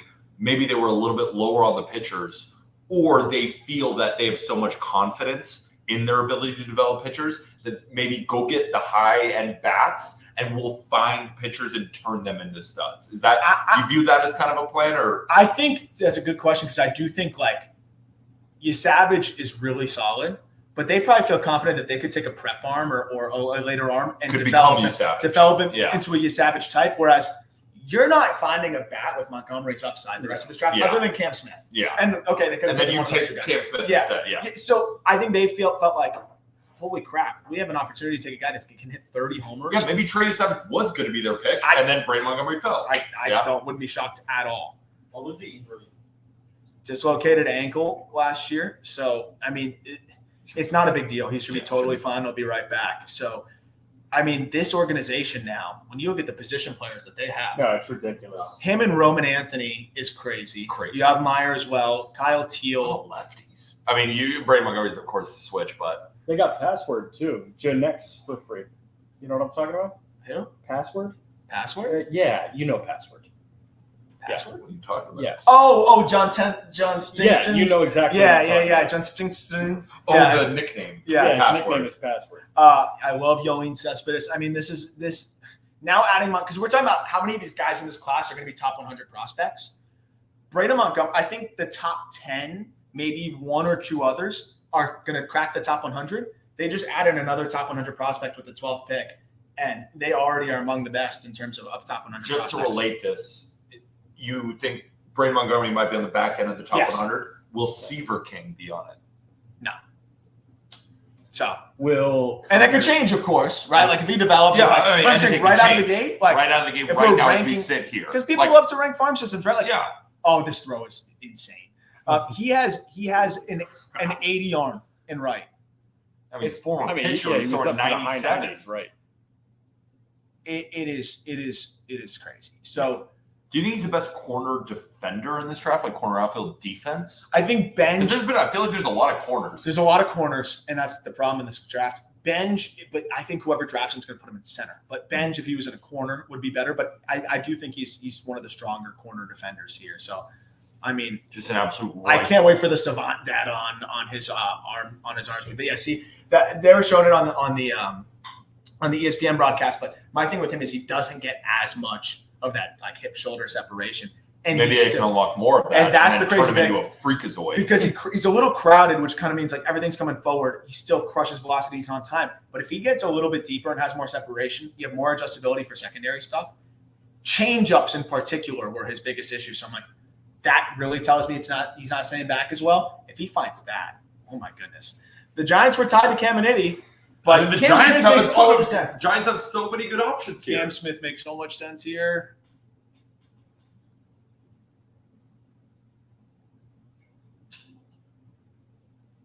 Tibbs. James Wow. Tibbs. I don't hate that pick I don't at hate that all. pick at all. either. Don't hate it at all. Huh. That is a guy that can climb very quickly. Very quickly. Because he's just never going to face lefties, and that's fine. Ever. And that's So just okay. flying through the It minors. turned Jock into an all-star. And that was the Like, comp. That was like Right. the comp I have for him, if it all works out, is that Jock Peterson type. This dude struck out 30% of the time as a freshman, and then struck out 11.5% of the time this year. That's That's amazing. incredible. He made That's a amazing. mechanical adjustment that I love. It's an early load that he is slow and rhythmic, and he really gets into the backside. Then with 2 strikes, he goes no stride.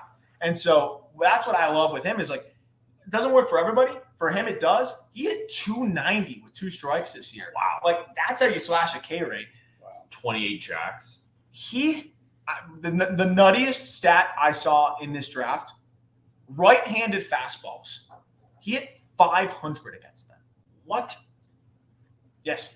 So this guy's going to be the best platoon guy ever, and you're facing more righties It's anyway. bulk platoon domination. Best platoon ever. Is And who yeah. likes Jock Peterson? Who loves to platoon guys? Yeah. They feel like they can pair Tibbs. You can pair Tibbs with an Austin Slater type, and you have a star, right? Like so. And it's so funny they just let go of Austin. I know. Yeah, it's just funny you mentioned that guy. But like that is why I think this is a great fit. They love to platoon, and here they are grabbing Look a at guy. those stats against righties.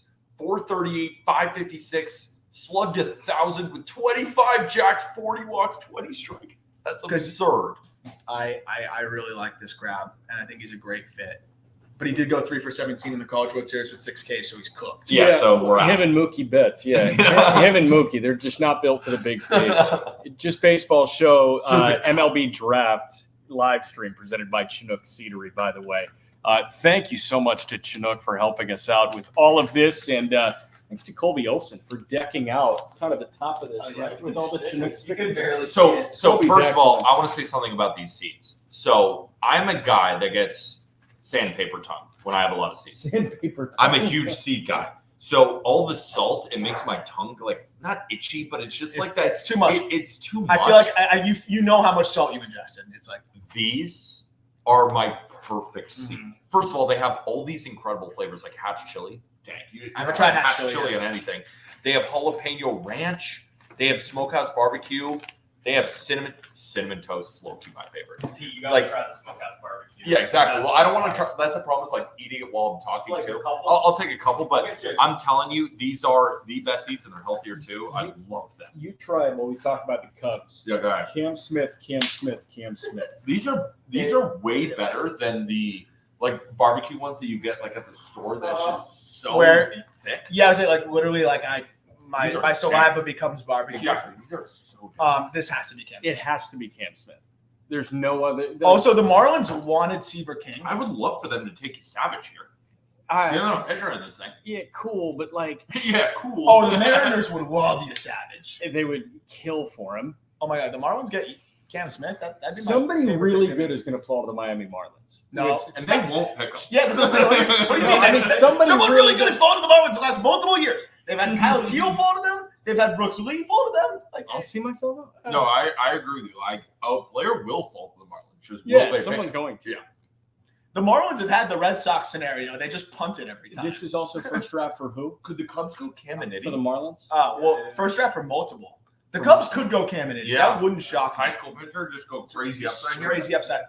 It's the first draft for Bendix, but it's also the first draft for the scouting director, Yeah. who also was the Mariners scouting director. So there's got to be like a little friendly rivalry here, where like easily. they're Oh, looking at a lot of the 15, same names, Yeah. and it's pretty funny. But I wouldn't be shocked if they go bench here either. They have a lot of outfielders throughout that system, but he seems like the kind of guy they would like. Cam Smith, it just It's like it's so easy. Like- Just do this. Like These barbecue seeds were awesome, by the way. were they? They're so. All right, I mean, I haven't every tried those flavor is so good. Way less salt. Do I still only have one correct in the mock? And I don't mean Let's to see. keep going back to the seeds, but they're so damn good. You know when you have a bag of seeds and then like you look at the like health nutrition facts and it's like, oh my god, I just had 1,000,000 calories. Somehow And it says like because I'm serving eating- size like 10 seeds. It's like These are 50 grams of way sodium. better, just way better. So I feel good actually eating 50 bags. Of yeah, them. just one. And the Bobby Witt lemon pepper. You could have had the Giants going Cam Smith, but alas. You had the Cubs going Tibbs. I'm smoked then. I'm like, I want someone to take Savage. Come on out of that saloon. Mariners, door, Savage would The be Cubs, unreal. I don't think the Cubs can really go The wrong. Mariners need Savage more than any team needs Savage. I really believe that. It's got Who to did be they Cam go Smith. here? It has to That's be like Or a Cam. glove. Kennedy. Let's see.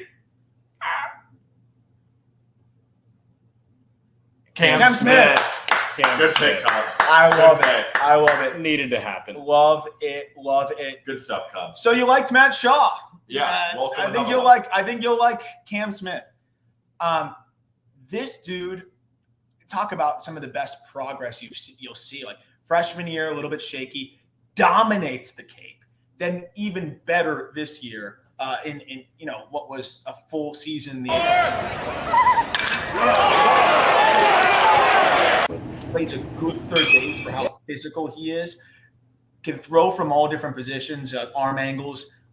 This is one of my favorite players relative to the industry in the draft. Like I think we're higher on him than just about anybody. Yeah. And You've been raving about like Cubs fans listening right now. We have the conversations on screen, then conversation off screen. He hasn't stopped talking about Cam Smith for like 2 weeks. Do you remember who it was last year too? Where I was showing you guys video before the stream. Matt Shaw. Yep, Matt Shaw. I was like, look at Matt Shaw. Look at Matt Shaw. I love Matt Shaw. Here they are again, drafting my favorite. The Cubs might draft you. At this point. I mean, like you and the Cubs are exactly aligned. We're in with sync these. here. Yeah, no, But, Matt Shaw I mean, was the guy. The one drawback with Smith is You also were a huge Brooks Lee guy, and then when the Marlins passed on him, you almost passed away they on passed, street. because they took Jacob Berry too. It's one thing to pass on him. It's another thing to pass on him for that. Shout out Jacob Berry, playing better lately. He has been playing Shout better. out Jacob Berry. What I love about Cam Smith is that it's all fields. The one thing for him is, I think in the progress of improving the hit tool, the swing can get flat, a little bit more of a higher ground ball rate than you'd like to see. Yeah. But if that's the biggest drawback for a guy that You're picking a smokes 14. balls, and he smokes balls. Yeah. So you can get away with Juan Soto has a high ground ball rate, right? Like Yeah, I mean, I'm you sure can he'll get be fine. you can get away with a higher ground ball rate as long as it's not 60%. If it's Yeah. 48 to 52, when he was like 52% this year, you can get away with that. It's also in college. Like, Like, you never know. Like, And these guys. yeah, 100%. And you want to see him elevate more for sure, and I think he can. But- I have a question. Do you think Cubs with this pick went the highest guy on their board? Yes. Or do you Yeah. think like they wanted a college bat in particular? I'm It was curious. probably- Like, it was probably just best available. I think They this went was best available I think and this he was the hands best guy. at the top of their board. I think this was the top guy in the board. And again, if I'm on the same page as them with the players that I liked Cam Smith for a lot of the same reasons I like Matt Shaw. And I think when you look at it from that lens, like, and Shaw was also a guy that was putting the ball on the ground too much too, and fixed that pretty quickly. So I think this is, and I like organizationally, I love the fit. I think if the Mariners, I think right now are jumping up and down because they're taking Trey Savage. I would be shocked if they don't, or if Caminiti maybe, but like I would be shocked if they don't take Trey Savage. I'd be absolutely floored, which means they're taking Carson Bench. Huh. All right. Just baseball's live stream of the 2024 MLB Draft presented by gonna Chinook eat them. Seedery.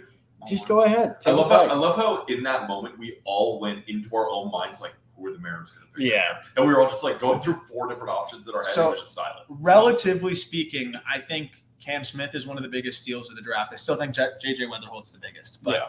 you got Weatherholt, Smith, and Montgomery. I think those three are just shocking. That's pretty. I mean, shocking.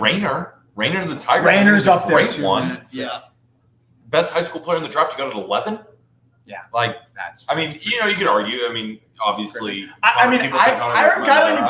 McDaniel say that it was consensus Rayner's the number one prep guy, and he's talking to more scouts than anybody. So, yeah, I do think that that's up there in terms of a steal. So far, you had Bazzana go number 1 to Cleveland, Burns number 2 to Cincinnati, Condon number 3 to Colorado, Kurtz number 4 to Oakland. Sorry to laugh. Higgins Smith number 5 to the White Sox. Caglione went 6th to the Royals. Whoa, the barbecue goes crazy. It's so good. I'm gonna get back into the hatch chili. JJ Weatherholt went 7 to St. Louis. Christian Moore 8th to the Angels. Connor Griffin went 9 to Pittsburgh. Seaver King, the shortstop / third / center from Wake Forest, went 10th to Washington. Bryce Rayner then went 11th to Detroit. Braden Montgomery, 12th to Boston. 13 was James Tibbs from San Francisco. 14, Cam Smith to the Cubs. And 15 is interesting. Do we just want to say it? Do we want to say it or do we want to? Mariners. Just saying. Dude. Oh my God. Durangelo Sanja, the switch pitcher from Mississippi Oh my gosh, State, the just Marlins are went gonna take Trey 15th to Seattle. We love it. I know, but it's just like another pitcher. I know. Durangelo Sanja just went 15th to Seattle. Seattle knows what they're doing more They than know. anybody else when They it comes know. to pitching. And man, I mean, people Okay. love I this mean, guy. you get your hands on this kid. Yeah. Holy hell. So I don't think he's a switch pitcher. Like they can I maybe think do he's a that. righty. Yeah. You can maybe do it if you want to here and there. He's Sure. 97 from the I'd right, rather- like 90 from the left. He's 90, 91. And the feel for the secondaries is way worse. Can we talk about that? Just take a brief moment to realize what we're saying right now. Like 90 from the left is like not that. The fact that he can even Also- do that is unbelievable. Also, a quick shout that ESPN misspelled Sanja on their broadcast. Okay. So we got that. We're They on a clearly good weren't start. prepped. But Yeah, I mean, no, I mean 90 from the left is crazy. Yeah, it's like he might not. Yeah. It's just insane that anyone could get 90 from here and 97 from here. and he's such a fit for them. They love their low release guys. Yeah. Bryce Miller, Ryan Ryan Wu, Yeah. Durangelo from the right side. It's 95. It looks And- Joe Ryan-esque a little And bit. this is a guy that has not pitched that long. He was a switch hitter too. He shifted his focus to pitching kind of late last year and really fully this year. The feel for the secondaries is crazy. Like the slider he landed for a strike with his right arm 70% of the time. He already had a decent feel for a changeup. And then the fact that he's going low release fastball at 95, he has a higher ceiling than your Savage, like for sure. The thing with your Savage is the floor is just so much higher. Yeah. The other crazy part, he's a natural left-hander. That's crazy. But he's 95 plus from the right side, and I think as he focuses on this further, he might tap into more velo. And I mean, Sky's the limit. the fact that he's only really been focusing and is at a focus on pitching with two arms for about a year and a half, and he is already showing a good feel for a slider, a changeup, and sprinkling a curveball, even a cutter. Like he can kitchen sink you with legit stuff. Like I get it. I get it. You know, again, it wasn't expected, but I get it, and I love the fit with the low release too. So who do the Marlins go with? Huh? Yeah, that is the question. No. No way, they screwed up, right? Oh, so let's think about Peter Bendix and the draft history that he had in Tampa. That's what we're saying too. Also, But what did Peter Bendix and company typically identify when it came to the draft in Tampa? They went with a lot of high school guys. They like high school guys. Theo Gillen could make sense here. They like high school. They like tools. They are risk tolerant, very risk tolerant. They're very risky. But the thing is their draft director now, and kind of head of scouting, comes from Mariners. They're not as much that. They don't go that route as much. They It's love balanced. high school bats. Yeah, I just think they go with a little bit more polish on the high school. someone just said the Peter Apple reaction is going to be cinema for this pick. oh no. Is that like okay? I know, don't spoil it. Yeah, I'm excited. yeah. Because why would they mention me? Yeah, don't look Yeah. at your Because I'm you're not just looking gonna. at anything. So don't look at the laptop. I mean, Lawrence Butler had 3 home runs today. Wow. I bet on him hit a home run yesterday. 3 today. Yeah. I'm so used to it here. Like I would like pretty much any of the college guys. I'm trying to think of like what's a pick I would hate here. Oh yeah, what is the pick that you would hate here? Like Kalen Culpepper or something. Vance Honeycutt I would hate. Really? I just don't. He's just not going to hit enough. I don't think. Okay. I I mean, I like it. Tommy White would ruin my year. Yeah. Like these aren't these are all good players, but like I'm just like at this pick with who's available. Oh, I can. That's about it. I've never been more excited. I'm for a not pick. spoiling it too. I don't want to see wanna it. I know don't what want to see it. I haven't seen it either. Sincha is nasty. Nasty, dude. Nasty. I also now just become so much higher on him. Like He's the exciting. fit, the fit The is fit is crazy, stunning. stunning, and I mean, dude, this is cool.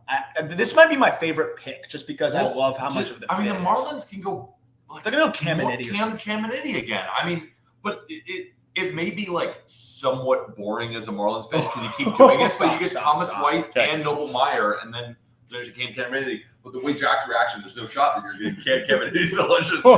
Oh wait, all right. Who would it be? Who would ruin the stream? Like, I don't think Vance Huntington would ruin the stream. I don't think this guy ruins the stream. Okay. All right, the Marlins are on the clock. Okay. Shout out Chinook. Can we stop like Shams and Wojing the MLB draft? Yeah, but they're not. Yeah, but they're not giving it away. So we still don't know it, but it's there. But we're not. If looking you're on at Twitter, it. yeah. Crutch is saying I could give you 100 guesses and you wouldn't guess it. Oh no! Oh no! Yeah, both of you don't look until I tell you. I'm so excited. Both of you don't look until I tell you. Wait, what do you mean? Well, I'm not looking at anything except this. Okay, good. I'm so excited. I'm so excited. Marlins are picking 16, followed by Milwaukee and Tampa. Milwaukee and Tampa have been I can't very wait. good drafters. Please in the be last 5 years. Alex be the worst pick we've ever seen. Milwaukee's going to take you savage. Alex Ferrer, if you're out there, I can't wait to link up with you on Twitter after this pick. Here we go. All right, let's see. Miami Marlins. I wouldn't even hate Loma Vida. What if Derek Jeter walks out to announce the pick? Oh, Oh, please be something awesome. show me this. Oh no.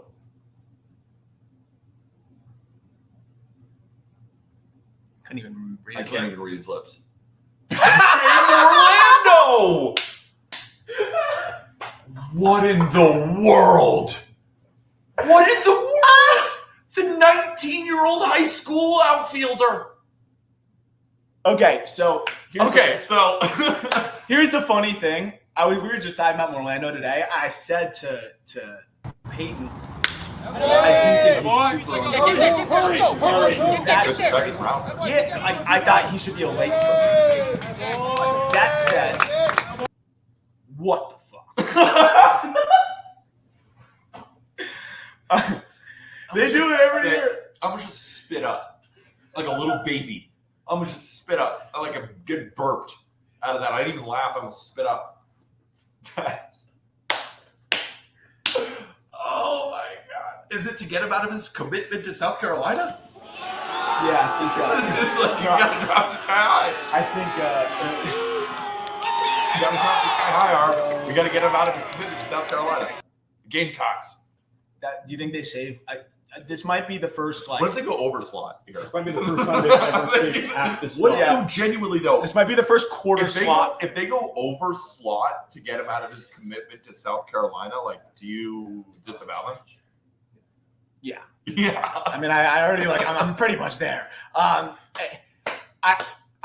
will say I really do like the swing. He put on a show in the Power Showcase. He can really run into balls. There's a lot of questions about the defensive home. He's played first base more than he's played the outfield. The Marlins are obviously going to try him out there, and you hope he could just be passable there. But I just don't totally get it when you've got Waldschmidt, Bench, like college bats that are toolsy too. Yeah. Bench can play center. Waldschmidt is a data darling. I mean, Loma Vida is a above average tools across the board. And I think if you're going to high school, why wouldn't you go Theo Gillen? A guy that is plus hit, above average power, can stick it short. The Marlins have no premium defenders, and they draft a guy that doesn't play defense. So, like that, and a bat first guy in an organization that has struggled to develop bats, like it's wild. I will reserve extreme judgment until after their comp pick, because if they do something nasty, with if they go get a dog with the comp pick, like it's not like Peter more like it's not like we had him I in like the Orlando. fourth round or anything like that. I when we were doing the top 30, Orlando was a consideration in the back end there because I do like the swing and the power that much, but because of the defensive limitations and being older for the class. Yes, does that matter to you too? Like a 19-year-old high schooler? Of course, there's a reason why the models hate it. Like Yeah. there is a correlation there. It's never a deal breaker for me if I love a guy, but if I'm reaching for a guy, that's definitely a consideration, especially when you have to me, the number 3 pitcher in the class available. And if you don't think And I didn't even say who because it's Caminiti or Savage. Question for you: would you rather have this jalapeno ranch packet of seeds or PJ Orlando? I'd rather have the barbecue. I'm taking these. So I'll take Orlando over Another jalapeno. I don't like jalapeno. No, but shout out PJ Orlando though. Like I don't. Like, No. you know, I mean, like, this is you like it's he's just about. he's fit. a good It's about player. love. It's just I feel like it's really about the number 16. Yeah, like it's about he was the 16th pick. And what I with do, like good options on the board. Like it's not like, oh well, we can kind of go wherever now because there's not really anyone we love anyway. Yeah. But Caminiti was on the board. yeah. Also, Even if they continue to get high school arms, like get a bunch of really good ones. Benj is my number 11 guy in the class. Trey Savage is on the Yeah, board. Savage, Like we love Savage Savage. should absolutely be going to Milwaukee. And if they were going upside, like maybe even Brody Brecht. Yeah. Like it would have been like, whoa, that's maybe a reach, but we could see the potential. Well, we get a 19-year-old outfielder. I think they go. I mean, Savage would make a lot of sense, but Waldschmidt fits kind of I what they know, like. the Brewers go get Savage. He could be in the rotation by tomorrow. That's what I said. You know, Yeah, you need a gotta replace corresponding Keuchel. link with I think Keuchel it's- getting yeah. fade. You're giving. We're getting. All right. Let's see what happens. Here. The Brewers take who? I don't even know who that is. Who is Braylon Payne? Look, You know what? Where is Elkins? no, you know what? Texas? You know what? This is sick pick. You know Sick what? pick. I have completely bought into I- the Brewers. I I, just never wanna see know if what they they're have doing video. anyway. Yeah, actually, I've never seen him play in my life. I just want to see if they have video for him. this is like Nick York all over again. Who is he? They don't have video. He's 17, which Do like they have video? So it's like speaking to age and draft models. yeah, there you go. He's Like- 17 years old. Like our producer back here, Peyton. They don't have They video. don't have video. They don't have video. Our producer back here, Peyton, created video for almost every guy who could potentially go in the first round. We do not have video, and neither did he. And ESPN did that times a million. Times a million, they have 50 Peytons in their war room, and they couldn't find anything either. Okay, I'm watching video in real time, and I'll give you my honest thoughts. Okay, well, Good take. maybe Good to get take. him out of his commitment to University of Houston. Overslot. We're right now going to evaluate him after a couple swings. Who is he? Brewers fans, I don't know. I mean, I wish I knew, but at the same time, Video's running. we got video. We found it. Known Brewers hater Jack McMullen. That's not. No, Brewers fans, I'm here. You know what? I could spin a narrative for this guy. Look at this thing. Let me see this. It's very slappy. Like it's slap it and speed. God, he looks like a ball player though. Who are you? What Payne's agent said he would be a steal in the second round from Crutch. Would be a steal in the second round. He went friggin' 17 to the Brewers. What did they? the Orlando and Payne back to back is Yeah. crazy. Crazy. Okay, the Rays. The Rays are All a right. fascinating pick here. Caminiti. Rays are gonna get Caminiti. Yeah, the Rays are going to get Caminiti, and they're going to right every Mets are wrong gonna that take happened with Benj. Liberator. Yeah. Would the Rays ever go outside with Brecht? That wouldn't shock It me. wouldn't be shocking. But- I mean, or get Honeycutt. no, they're going to get Loma. Yeah, I was like, Just Jose think Alex Siri. Jackson. No, I mean, like, He's Jose They've Siri. had a propensity to. I gotta stop eating the seeds because they're so damn good. I mean, I'm telling you, I just keep switching flavors. Jalapeno ranch, dang. Chinook Seedery, we appreciate you. Yeah. And it's cool that our sponsor, it's actually really good. You know, I'll be like, oh, like, you know, this is not. No, these are dank. We're So eating them. it's the easiest sponsor Yeah. ever because it's actually so good.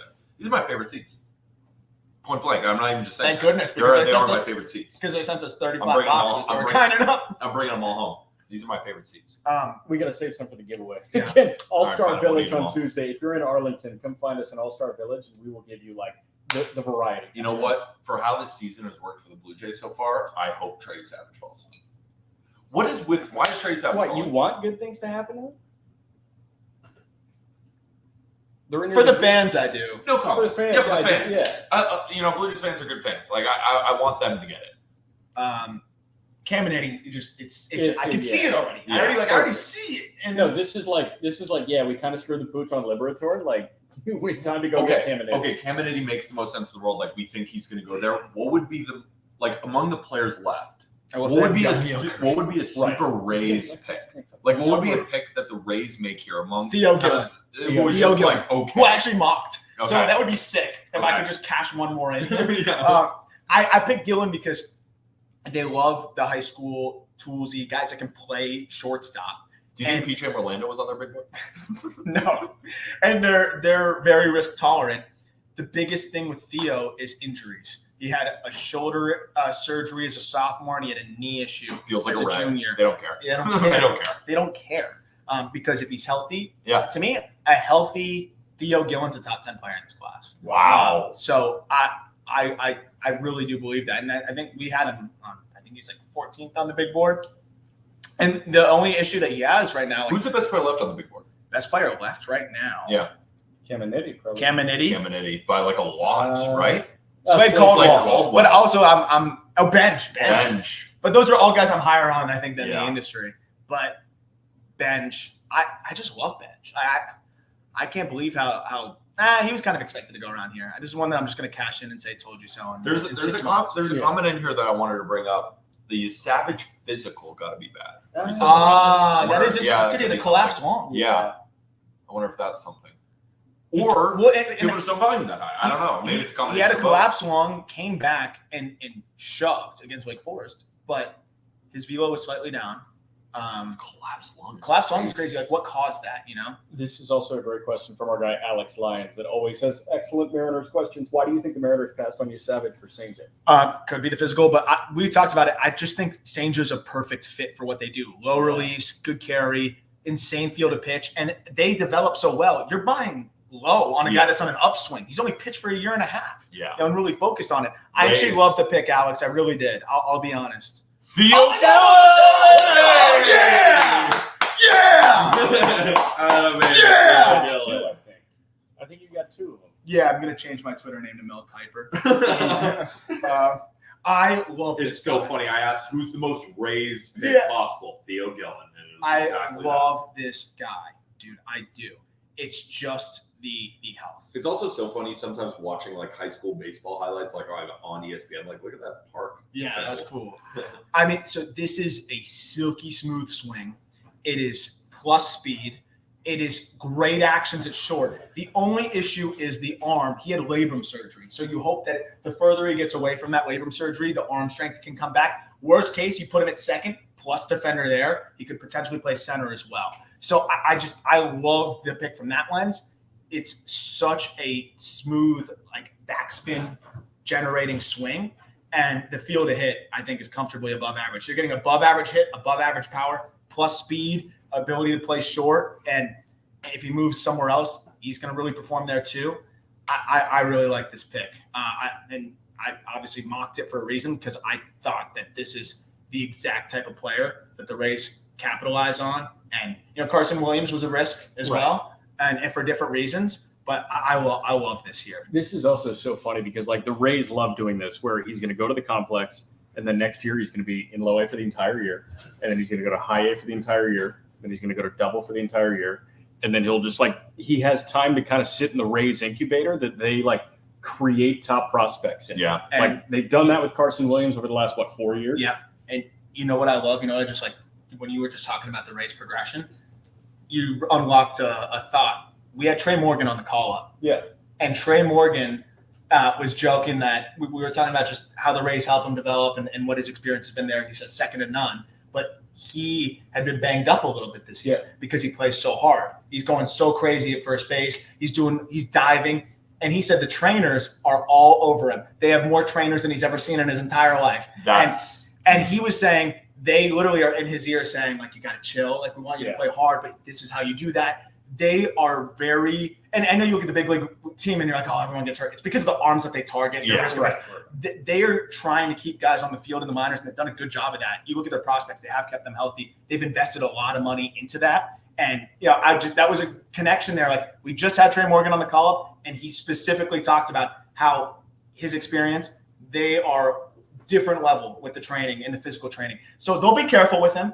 I'm sure he'll get some DH days. He'll get days off. And they're going to be – that also spurred a thought, connecting it to other drafts. We just saw the NFL draft or NBA draft, teams trading up. I could have seen potentially if we had an NFL or NBA draft type in MLB, the Rays trading up like a ton to the Cardinals to like go get JJ Weatherholt. Yeah, Like, in we'll the keep him sense of, like, healthy. because that fits. Yeah. Because if all these things, like if they were to get JJ Weatherholt, like it'd be. I mean, All right, we'll take care of him. So you could. I almost could feel like if this was an NFL draft, the Rays trading to trade him, just grab Weatherholt. Yeah, I mean, but it's still getting him in. it's Also, let's talk about the Mets for a second. Like they can get Cam Kennedy right now. Yeah. And I wonder, and Trey Savage. They can get so Bench. I mean, yeah. they're in a great spot too. But I am surprised Cam Kennedy is falling. I am too. I wonder how high the price tag Savage is. falling. I mean, I'm weirdly I'm not as surprised, even though I'm a Biggie Savage guy, but I am surprised about Cam. What if the Marlins have a deal in place with Cam Kennedy? Later? Cope. I'm coping. You coping? I mean, it worked with Thomas White. So who do we have mocked to the Mets? Like who do you originally have in that mock? Ooh, that's a good question. I thought I had Waldschmidt, but I'm almost you positive do. I had Ryan Waldschmidt. Yeah. By the way, that's live at justbaseball.com if you want to follow. If you want to see if I can get 3. You're right. The race for 3 is on. If anyone in the comments, like, I would just love to know, like, is anyone like crushing it right now? Like, No does anybody chance. have like 4 No right? chance. Let's go with Waldschmidt. the Mets. My pick would be Bench here, but I also obviously have him very high on the big board. I saw Bench in his mouth. I think I saw Bench too. Pause. Carson Bench. That's a good pick, man. I like that pick a That's lot. a really good pick. The only reason I didn't have Bench to them, I had him in mock 3.0, was that I liked him so much in my video dive. You put him that up? I thought he wouldn't be Yeah, there. you thought you got I thought he drafted wouldn't higher. be there. So that's a good. If Mets fans are listening right now, he moved. Aram originally mocked Carson Bench to the Mets, but then moved him up because He he was liked too him so good. much. Yeah. So, two-way player too. Mhm. Scouts said about a 3rd round pick potentially on the mound if you wanted to be a prospect that way. Remember, the Mets have also really liked drafting these 2-way guys. Nolan McLean being another recent example. Well, where did and Nolan where McLean did go to Nolan school? McLean go to Yeah. school? They've probably been watching Bench a little bit. It's crazy bat speed. It's plenty of room for physical projection. He's played right field, but the video I watched, he can play center, and scouts seem to think he can play center. The other thing that I love is he isn't really just focused on hitting. He had Tommy John surgery as a freshman, so he's a redshirt freshman, had a great redshirt freshman year, and then tapped into more power this year. I think now shifting the focus from the mound, just hitting, a lot of times these 2-way guys, talking about it with Alec Burleson when we had him on the call up a couple of years ago, I was like, how much of shifting your focus to hitting help you? He's like, of course it helps from a mental standpoint, but I was able to put on strength that you don't want to put on when you're pitching, right? You don't want to overdo the chest. You don't want to overdo the shoulders. Now, if you're not pitching, you can put on Just that raking. strength. You don't have to be as fluid. I mean, look how wiry he is. Yeah. So he can now work out to be an outfielder, put on more strength, and he's already got solid EVs. It's already all fields. It's one of my favorite in terms of like swing and barrel maneuverability. He gets to pitches up here. He gets to pitches down there. I mean, you He can gets see in it the on air. that. Yeah, I mean, look at the map slug right now, chart. yeah. Yeah, like, so, I mean, this is why he's a number 11 guy in the class for me. There's another really good pick, and I do think he can play center. The Mets do like those left-handed hitting outfielders too, clearly. Yeah, well, who's in their system right now in terms of outfielders? Drew Gilbert. Yeah, Drew Gilbert. Ryan Clifford, they're going to continue to get run in right field. Luis Angel Acuna, is he outfielder? Yeah, he's a little bit of everywhere. Yeah, it's kind of everything. But Is it Alex Ramirez? yeah, Alex he is, Ramirez but like, fine. yeah. What's So- Jordan Mauricio do these days? he tore his Third. ACL. Oh, yeah. But In the he, Winter League. I love this. I love this pick. This is one of my favorites. And again, I think if he starts to tap into more power, it can get pretty scary. And he could be a monster. And again, I do think he can play center field. So Hayden, can you ban this? I already did. Okay, cool. Yeah. Yeah, we got whatever that loser is coming in, just trying to ruin the stream out of here. you say mean things Yes. It's just being about disgusting. us. Yeah, No, you no, just, it's you just just said being kind of gross disgusting. stuff. Yeah. The That's ABS edgy. Oh, look at his Question name. from Jared. If the ABS challenge system was brought to MLB between pitchers, catchers, and batters, which position would be the most and least successful with their challenges? Yeah. That's impossible. That's I have no idea. By the way, Carson Bench, 92% in zone contact Wow. rate, 84% overall contact rate. Mm. He's got a just, So let's talk Blue Jays. Let's talk Blue Jays because we keep saying the same thing to start. They could go with Cam Kennedy here. they have to, right? Or you Savage. I mean, the Blue Jays have no pitching in their system. I mean, And Tiedemann's Yeah. Tiedemann just got hurt again. Yeah. But also at the same time, they keep getting burned by drafting Pitchers. Brandon Barrera. yeah. He's done too. Like not done forever. I hope he comes back, but continued injuries. Like continued injuries. Nate Pearson. I mean, Do they pivot? If the physical isn't great with these Savage, there's Yeah, no way they're there's picking no way him. they're And going if him. they have any, so who do they go here? Do they go to another high school? Who'd you mock to the Blue Jays? Who did I go with? Loma Vida, which Loma could make a Vida. lot of sense. A catcher from Berkeley. I like Loma Vida. There's another catcher on the board too. Janik. Malcolm Moore, right? Out of Stanford. Malcolm Moore. Malcolm Yeah. Waldschmidt would make sense here too, Yeah. but Waldschmidt's a data darling hitter. So like I don't know if the Blue Jays take him. The Blue Jays They don't know like that. grit. They like grit more than data. I respect grit. Oof, this is gonna be fun. This is I one actually where have no idea. no freaking clue. Loma Vida's Yeah. come on, give me 3. Give me a Yeah, third. right. The race to 3. The race to 3 is Well, Dakota Jordan. question No, it's not from- Dakota Jordan. Question from Ryan: will Aram have an article out later with his first round grades? yeah, it won't be today. It's hard to grade them too before they play. I've always been mixed on grades. We're gonna do something recapping Yes. it. You know, I might do like favorite I mean, picks. the Just Baseball show out tomorrow. We'll have a recap. Arm and Jack are going to be on to talk about the entire first round, and then Jack and I did a home run derby preview. Which is sick. So that'll be out tomorrow anyway on the show. Come on, Loma Vida. It won't be like grades, but it'll be a recap. Who do the Blue Jays take here? I hope it's Caminiti. I just can't believe Caminiti's fault. Oh, nice. Yeah. Good job. The Like Savage. not overthinking it. Yeah. Good. Yeah. Love you, Savage. Love you, Savage. Good job not overthinking this. Good Like job, my Blue Jays. immediate Love that reaction to pick. this pick is like they saw somebody that they deemed with zero chance to get to them. Yeah. And they were like, okay, we might as well just do this. And I mean, you talk about like not failures. Like Tiedemann's not a failure. Barrera's not a failure. Like they just take projects a lot. And this guy Yeah, that seems works. like as much of a They're non-project probably as sick there of is. them. They're probably like, we're just going to take the guy. Like I Yeah, said, it's it's like, They took Marudas too and overslotted him. And he's out for the season. I Right. said when we were even. I mean, Jerron Watts, college arm, has been one of their better arms in the system this year. Sorry. No, don't worry. I was saying like even before we were talking about like draft profile, when we were in the middle of the college baseball season, I was like, I think Trey Savage is going to put up a 3.70 ERA for 20 years. Oh, I agree. So then we were talking about what you Why were are saying. they We're competing? looking at Trey Savage versus Hagen Smith It's for not these even points. close. Not even close. Not close. But that's the Yeah, thing. like with him. I don't think he's going to be an ace. I think he could be a number 2, but I think he's just going to be such Get a a solid 4, man. starter Get a 4. forever. If he's Chris Bassett, for Yeah, them, like, literally, like, Fire me up. like if he's just Chris Bassett and you have just 15 years of just a really solid pitcher and you get him 20th overall in a draft that's deemed not great. yeah, like what? You killed it. You killed it. You killed it. You killed it. And I think they killed it. I I think do. he's going to be great. I love you, Savage. And I even said a take that now looks so stupid in retrospect. I was saying I wouldn't mind having you Savage over Burns. And now, obviously, that looks ridiculous because Burns goes number 2, you Savage 20. Hey, but you never know. I just think you Savage is so damn solid. I watched so much of him at ECU. I love him. The big difference for him this year, slider's always been there. Fastball, it's a super high release. It literally will be the highest release, I think, in Major League Baseball among starters. But I mean, look at that career. Like, Yeah. that's just putting and just got better and better and better. Yeah. 19-2 is You're a crazy. record guy. Yeah, Yeah. 19-2 is crazy. Found a splitter this year and landed a first strike at a 60% clip. Like really took a huge step forward in that regard. Dude, we The should've slider's got good. The fastball's got ride. Like so, We should have been wearing cowboy hats. Yeah, we should have I- that's got to be. We need some Chinook Cedary cowboy hats. Yeah. What's up, Chinook? Shout out Chinook Cedary. I'm telling you. So if I were to power rank, quick power rank session, Cinnamon Toast number 1. That's just my vibe. Yeah, I'm gonna miss 21. You gotta let me know. gotta pee? Yeah. Big I'm time. gonna go. So while Jack is taking a quick urination station, lemon pepper number 2, after cinnamon toast, smokehouse barbecue number 3 is elite. Is jalapeno? I can't decide jalapeno ranch. I think I go to hatch chili over jalapeno ranch, but all of them are so good. Let's talk. Look at Minnesota who Twins. Do you think there's a chance?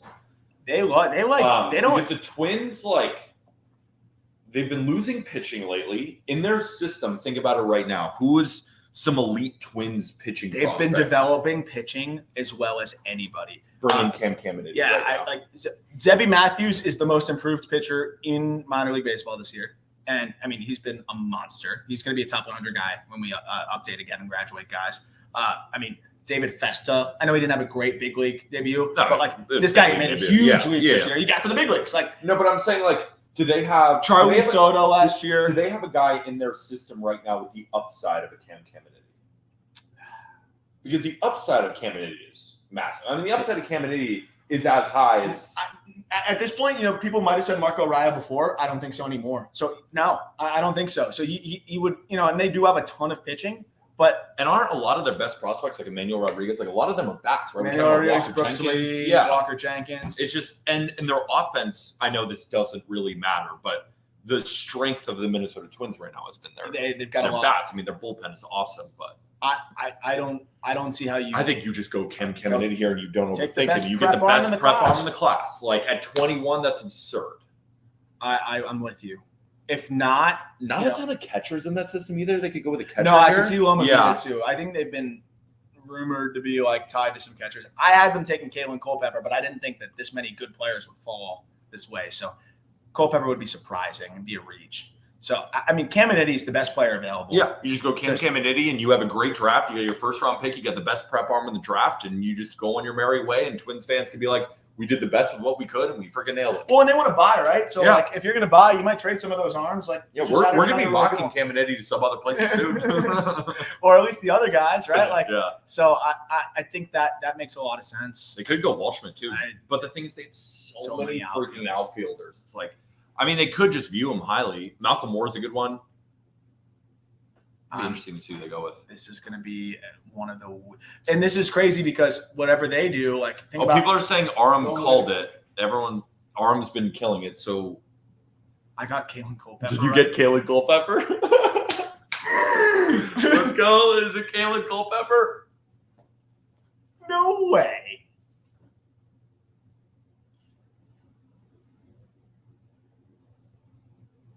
Kalen Culpepper, atta baby.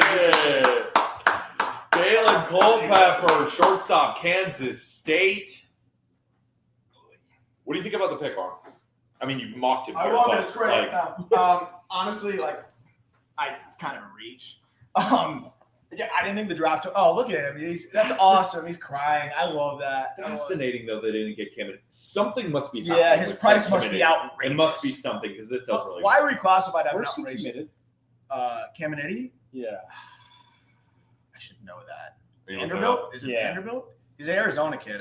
Here, now I'm going to do the same. So thing Jack did. Culpepper. Yeah, right.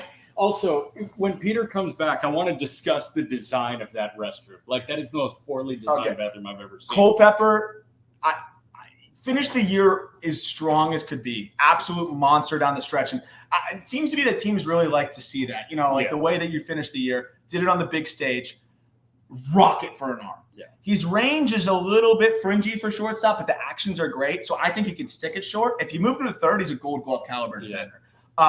My only concern with the offensive profile is he's a bit of a tweener. It's kind of like slightly above average hit and like average power. Okay. But again, he can continue to grow into that. Like, I know he's not super physical, but I do think he can just generate more bat speed as he matures. He seemed to find it as the year went on. His exit velocity has really climbed as the year progressed. You're getting a guy that's a guarantee to stick on the left side of the infield. Yeah, so sorry if I missed it. Like, do you think he's a shortstop or a third baseman? I think he's a solid shortstop. Okay. But I do think worst case scenario, if he moves off, he's elite third baseman. But I think he's sticking it short. So Aram predicting that pick is almost as crazy as Peter sampling it.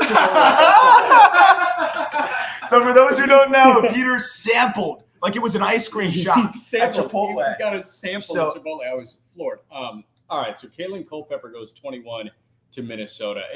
I can't believe I didn't mock Braylon Payne. Yeah, right? Yeah, that was a big L on you.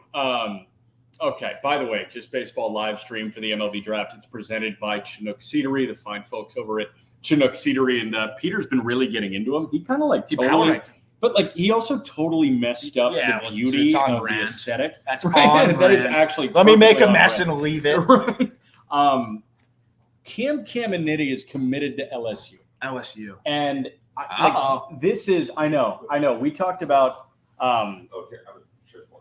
I think the big one, Peter's trying to figure out how to get back. We're to the just side. terrified of Peter taking out the camera. Peter and I were talking about this on the live a moment ago. Like Ryan Sloan, the right-hander from Illinois, is committed to Wake Forest. And like you worry about, like from a pro team perspective, you worry about Sloan honoring that commitment to Wake Forest because he's a guy that like you could absolutely see the value in him going to the pitching darling of college baseball right now. this could speak to where we're at in the NIL era. If Cam Caminiti goes to LSU. Excellent point. And I think it's good. A little I bit think more power to great. players. I think it's phenomenal. The transfer portal is a problem. They'll figure that out eventually. It's a problem, but like, dude, he's going to be at LSU for 3 years. This guy could be the best college arm. I think with oh my god, and then you go number one. Yeah, and then you go number one. And I'm about to come in late. it's not right. And it's not like he's not going to make any money. Like LSU might see him and say, "Hey, they might find him $1 million somewhere." Like, oh my god, yeah. So from that lens too, like I think the price is high, and teams might just be getting put off by that, and I don't blame them because you have all these other players that are slipping here. Culpepper, by the way, just to wrap up on him, finished the season, final 20 games, slashing 361, 472, 653. I mean, this guy was mashing. It's an 1125 OPS. He walked exactly as many times as he struck out, and he did that while playing great defense. So tapping into more power there. He's a gamer. You clearly can tell he's a passionate guy. Like he's fiery too. It's fun. I think there's some slight things that he can find as he matures there and gets more reps. But it's just so high floor. Like this is a guy that I think has one of the higher floors that you're going to see. Where at the very least, he's average hit, average power. It gives you great defense on the left side of the infield. You can never have enough of those guys. So I do do the like Orioles go Caminiti here and just say like we're going to give you the bag, and then the Baltimore Orioles get the best prep pitcher in the draft to add to that farm system. So and they say, screw it, we're going to give you a ton of money. I totally talked myself into Cam Caminiti getting to Baton Rouge. Like I know. I've entirely. It's great for college I baseball. know. Yeah. After they go Kalen Culpepper, it's like, okay, now there's something here. But I think he goes, I- man. so This the- is this- very the Orioles go just pure upside So- with Honeycutt. so that's- or something that's like maybe- that. yeah. So that's what you have, right? this is the second most confident, like, oh, it's a fit thing for me was Honeycutt here because it just fits what they go for. Generally speaking. Let's see what happens here. But I don't think they expected these guys to be on the board. Vance Honeycutt. Dude, no way. No way. Yeah, great. Dang. Yeah, they went upside here. That's what? That's 4 Another or one 5? out of baby. That's 5? That's 5. I'm going to reply to our guy, Just Lions, Alex. Or no, it wasn't Just Lions. Sorry. It was the guy that Tigers. Tigers, yes. I know he's in this. Draft stream right now. What did he say? 0 for 1, yikes. Right after the first pick. He lives to troll. He's Vance such a Honeycutt good to troll, dude. Baltimore. Logan, you are You know such a what's- good troll. You know what's Is so that funny? I think his name's Logan. You're so funny. I love him, and I don't even know his name off the dome like that. He's one of my favorite people on Twitter. Oh, so One of my somebody just asked, is Bradfield expendable now? No. No. Stockpile. No. John Fabian is We talked about expendable. that. Yeah, we talked John about this. Fabian, Dylan Beavers. If they had Honeycutt, man, they have Beavers, Fabian, Bradfield, and Honeycutt all in there. And like Mullins is not factoring into the Can we get a future. pitcher in here? I mean, they got pitchers. So what I love about this fit, and it's the same reason that we love the fit for Bradfield. The Orioles are as good as they come from a hitting development standpoint. Another one of those conversations, we talked to Kobe Mayo, and he was just talking about how they've helped him unlock more. Judd Fabian, major hit tool concerns, great defender. He's progressed nicely. Dylan Beavers has progressed nicely. They do a really good job with that. And now you add a Honeycutt who, for me, like I wouldn't have taken him in the first round if I'm just about any other team because of the risk, right? Like he's the highest strikeout rate of a guy in the first round. I think that maybe we've like seen in a decade. But you're the Orioles. You can afford to miss on a guy here. You also always clean up in the later rounds. Yeah. And if you hit, you now just have another potential star. It's plus power. It's 80 grade defense in center field. It's plus speed. And he did improve this year. Yeah. Right? Like he did really take a step forward. It's just he was so far back that he still needs to take another step forward. But when you have plus EVs, you're a 70 runner, you're an elite defender in center field. I mean, this was one of my favorite video dives defensively that I've done. If they can get him to even be a 40 hitter, a 40 grade hitter, those catches are Do insane. you remember what I said before the season started?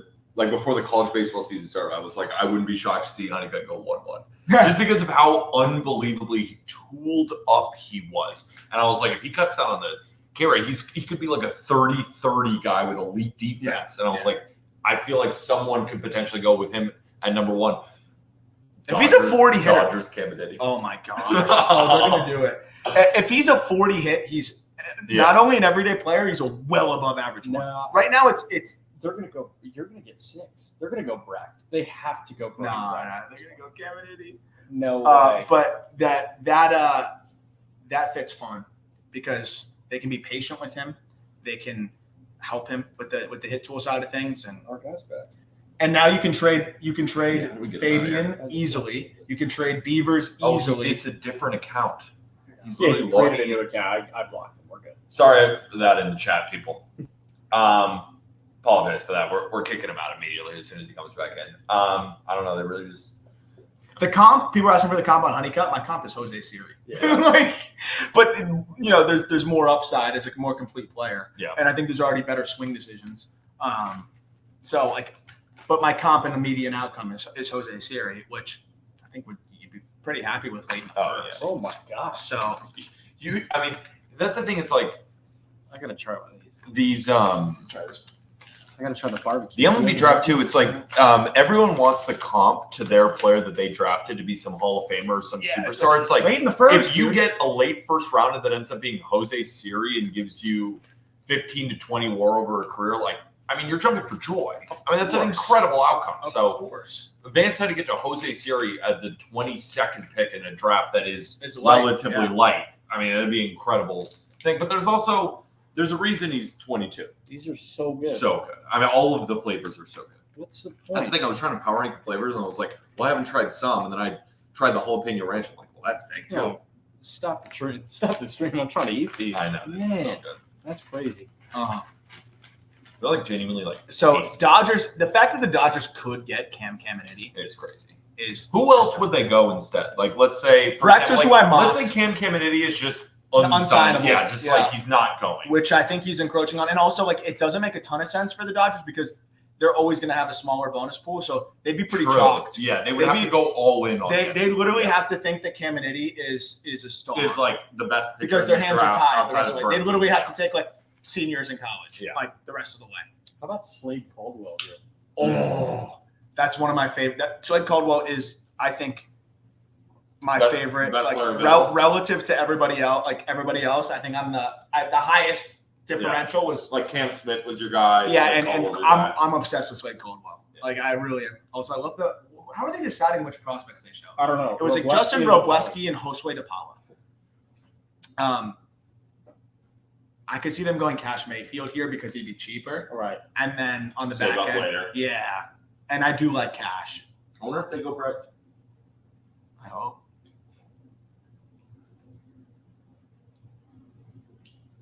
Could be some guy you don't know.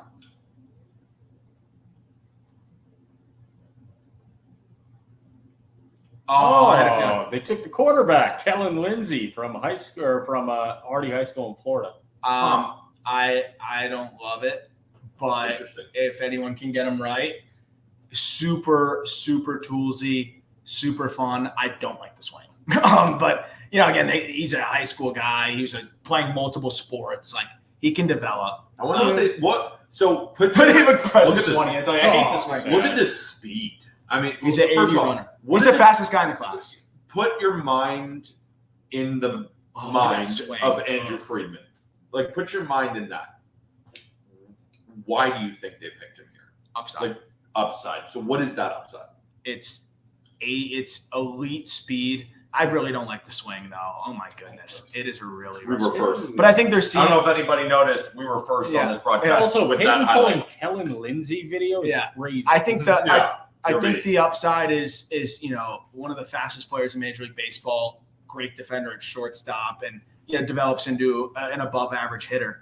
I think the swing needs so much overhauling, and this does kind of remind me of who was the center fielder they took a couple years ago? Johnny DeLuca? No, I know No. exactly who you're talking about. Yep. 80 runner too. Yeah.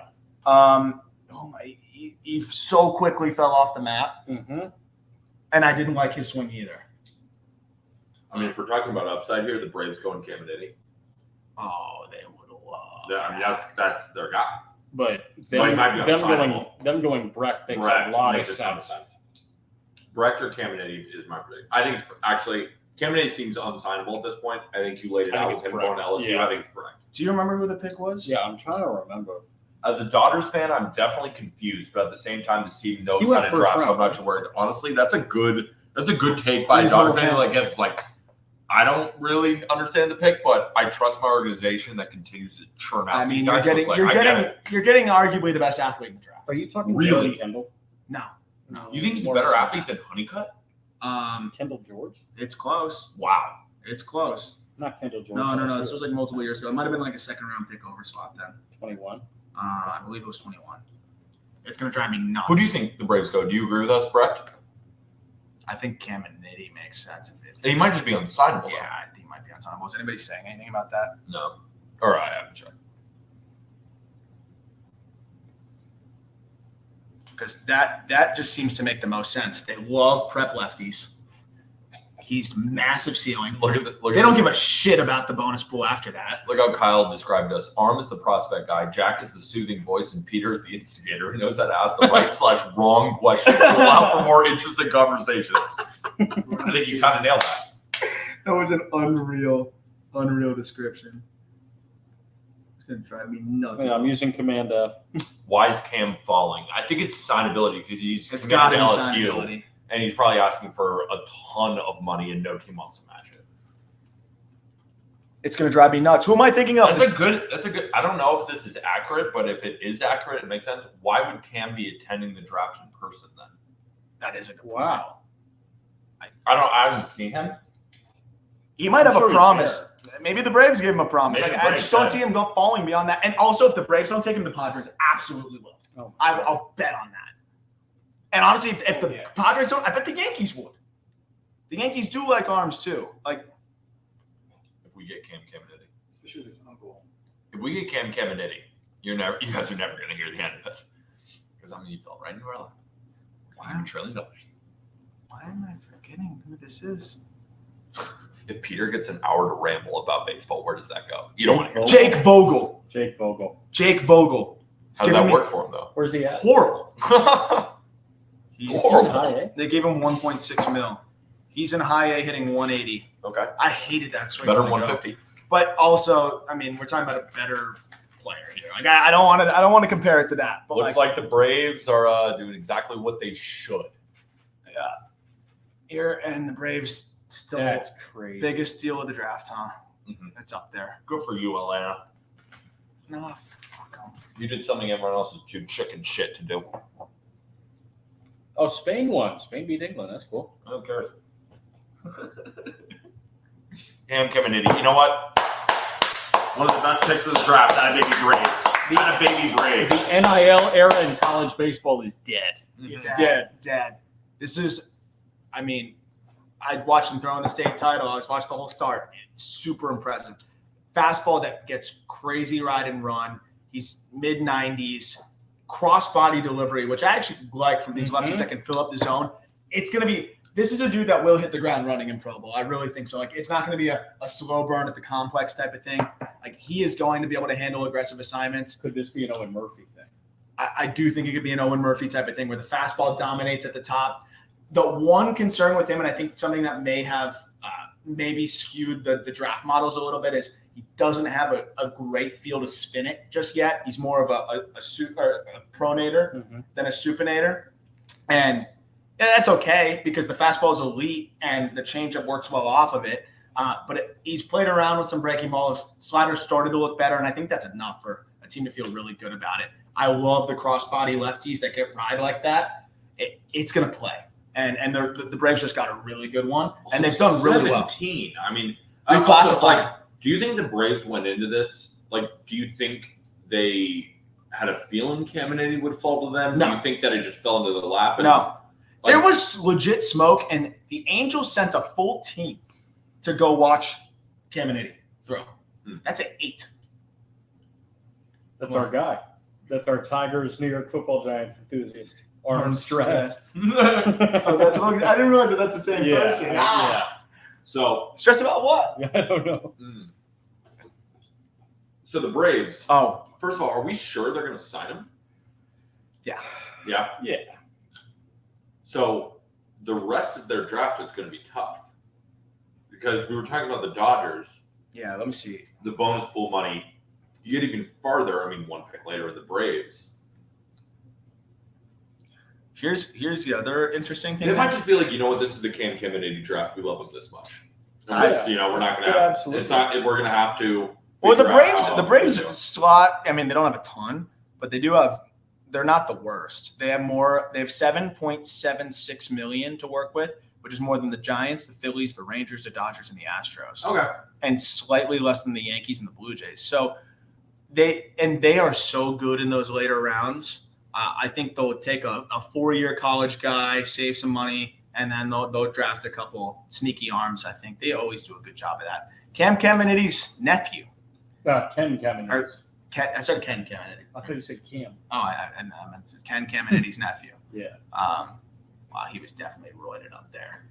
You see the size of him? Yeah. Big guy. So we're nearing the end of the first round. And this is where I want Slade Caldwell to go. Yeah. San Diego. No, it's like going to the Yankees. Every unfortunately. year, I just mock my favorite high school swing to the Padres. It seems to go pretty well. And that would be, oh yeah, see this crossbody delivery? He's on this guy? nasty. Oh, look at Ken, dude, on our stream. He's fucking huge. He was huge. This would, if Slade Caldwell goes here, This is a good point from Kyle Muth, kind of what you were saying too. Whoever AJ Preller takes, I'm just going to trust him at this point. Yes. How can he not? How I mean, can the he guy, he's a he's dog. an insane trader, and when he gets out into the market, it goes nuts. But in terms of his ability to scout, it's next to none. I agree. He just keeps the Padres trade their entire first farm system. Oh wait, they still hold it up. It's unreal how they reload. It's crazy. It's absolutely crazy. If you're a Braves fan, you got to be psyched. Over the freaking You got to be moon. over the moon. Over right the now. moon. Fired up. Yeah, fired up, just like. Especially after Owen Murphy was looking so good this year, ready to be a top 100 guy. Unfortunately, blows out with Tommy John. Hey, this has to give them just another thing to get excited about. And then Murphy will be back, and they're going to have Caminiti. They're going to have Murphy. J.R. Ritchie's back and dominated in one of his first starts back the other day. They're in a good spot, and that's not even mentioning Waldrop, Good point. Schwellenbach. Caminiti might be their best prospect. Their number one prospect. Yeah, like probably. Schwellenbach, Smith Shawver, not Waldrop. Waldrop. Waldrop. I mean, think about it. You are much more excited about the Caminiti pick this year than you were about Waldrop last year. Oh, for sure. Yeah, Yeah, he might be their best. it might be their number one prospect. I'd give a slight edge just because Schwellenbach's doing it in the bigs, but he's going to graduate next week. Right. Yeah. So I mean, I could see Cash Mayfield here. Isn't Schwellenbach graduated? He's got to be close. Maybe one more pitching, start. You know? I think Cash Mayfield can make sense here. Because also the pitching version of my favorite delivery is Cash Mayfield. I think out of the high school guys outside of Caminiti, honestly, might be a cleaner delivery.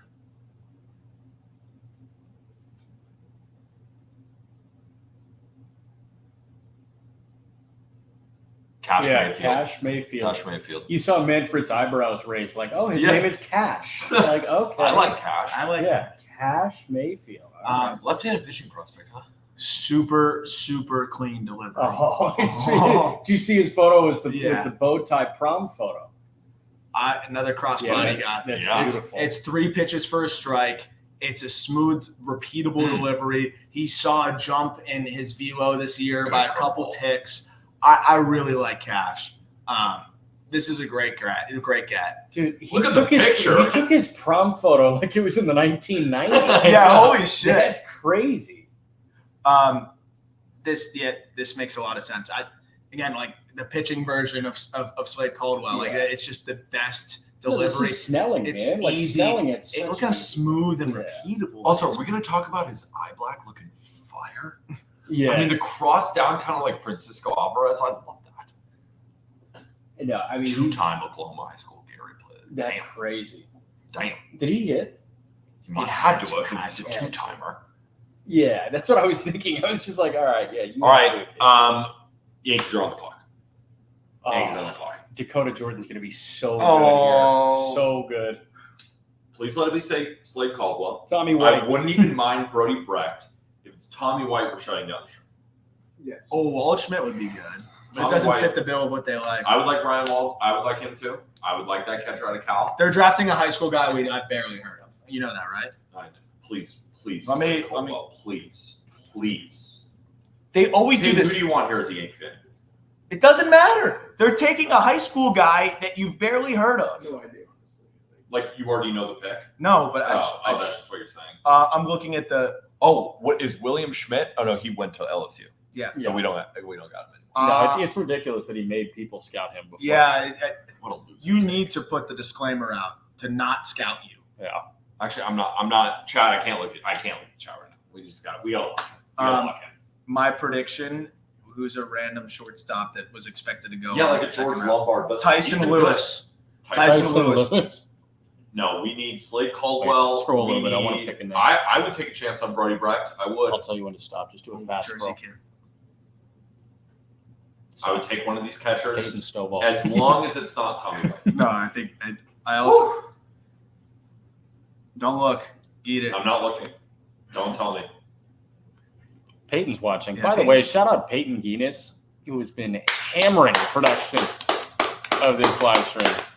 Shout out Peyton. W. Peyton in the chat. No, I can't. I looked at the chat for a second. Well, Colby's playing Pac-Man in the other room. Right? Is he? I don't know. Where'd he go? No. Ooh, yeah. There's no way they go with like a Walker Janik. Oh, so the pick is not up yet. Like no one's seen the pick. No. Peyton, you don't just said- cheat. Don't cheat. You Don't just, did you see the pick? For the sake of my job, I did see cheat. For the sake of For the it. sake of it. I was thinking this. So, all right, pick us in. Why it's got to be a short Tyson Lewis or why? And It's I really didn't like your face. Remember, it's not. You know, because it's not a job if you love very doing happy. it, man. It's not a job if you love Okay. doing it. So I want number one. I want Slade Caldwell. I would also take Brecht. I would take Dakota Jordan. I don't think that's that bad. Well, I can't look at. Come on, they're not going to announce it here. They're looking. I'm not looking. I promise, I'm not looking there. I'm sorry, everybody in chat. I just can't look at you. This is the biggest moment of my life. L. Peter. He hated the Lombard pick last year. I did because I didn't know who he was. Yeah, that's what I'm saying. Can somebody? That's the only reason I hated it. I was like, who? Also, while we wait with bated breath for the Yankee pick, can somebody in the chat explain what Sigma means? I would like you just said Sigma? L chat. Yeah, I saw a comment Sigma on something we were doing earlier today, and I don't know what that means. I'm pretty sure Sigma is like top alpha. I think. What? I think. Wait, do you guys see the pick? No, Okay. just a funny comment. Oh, I think that's what Sigma means, like the best alpha. If I'm Really? correct? I don't What does know. alpha mean? No idea. Or alpha, like an alpha male, I guess. Got it. Um, Yeah, Kyle Mood said Sigma is the top alpha. I don't What know. does that I fucking don't know what mean, that dude? means. I'm so cooked. It's crazy. Peyton, am I gonna be like? Like Don't an look old at the head. chat. Don't look at the chat. I'm not going to. I'm just staring at the screen. I'll give you my genuine thoughts, Peter. When they take No, give me your ingenuine thoughts. Yeah. What's the opposite of Jay? Wait, there's a really good comment here. There's a really No, good. I'm not looking No, at it. don't look, but I'm there's not. a really good comment. Don't look because Everybody shut up.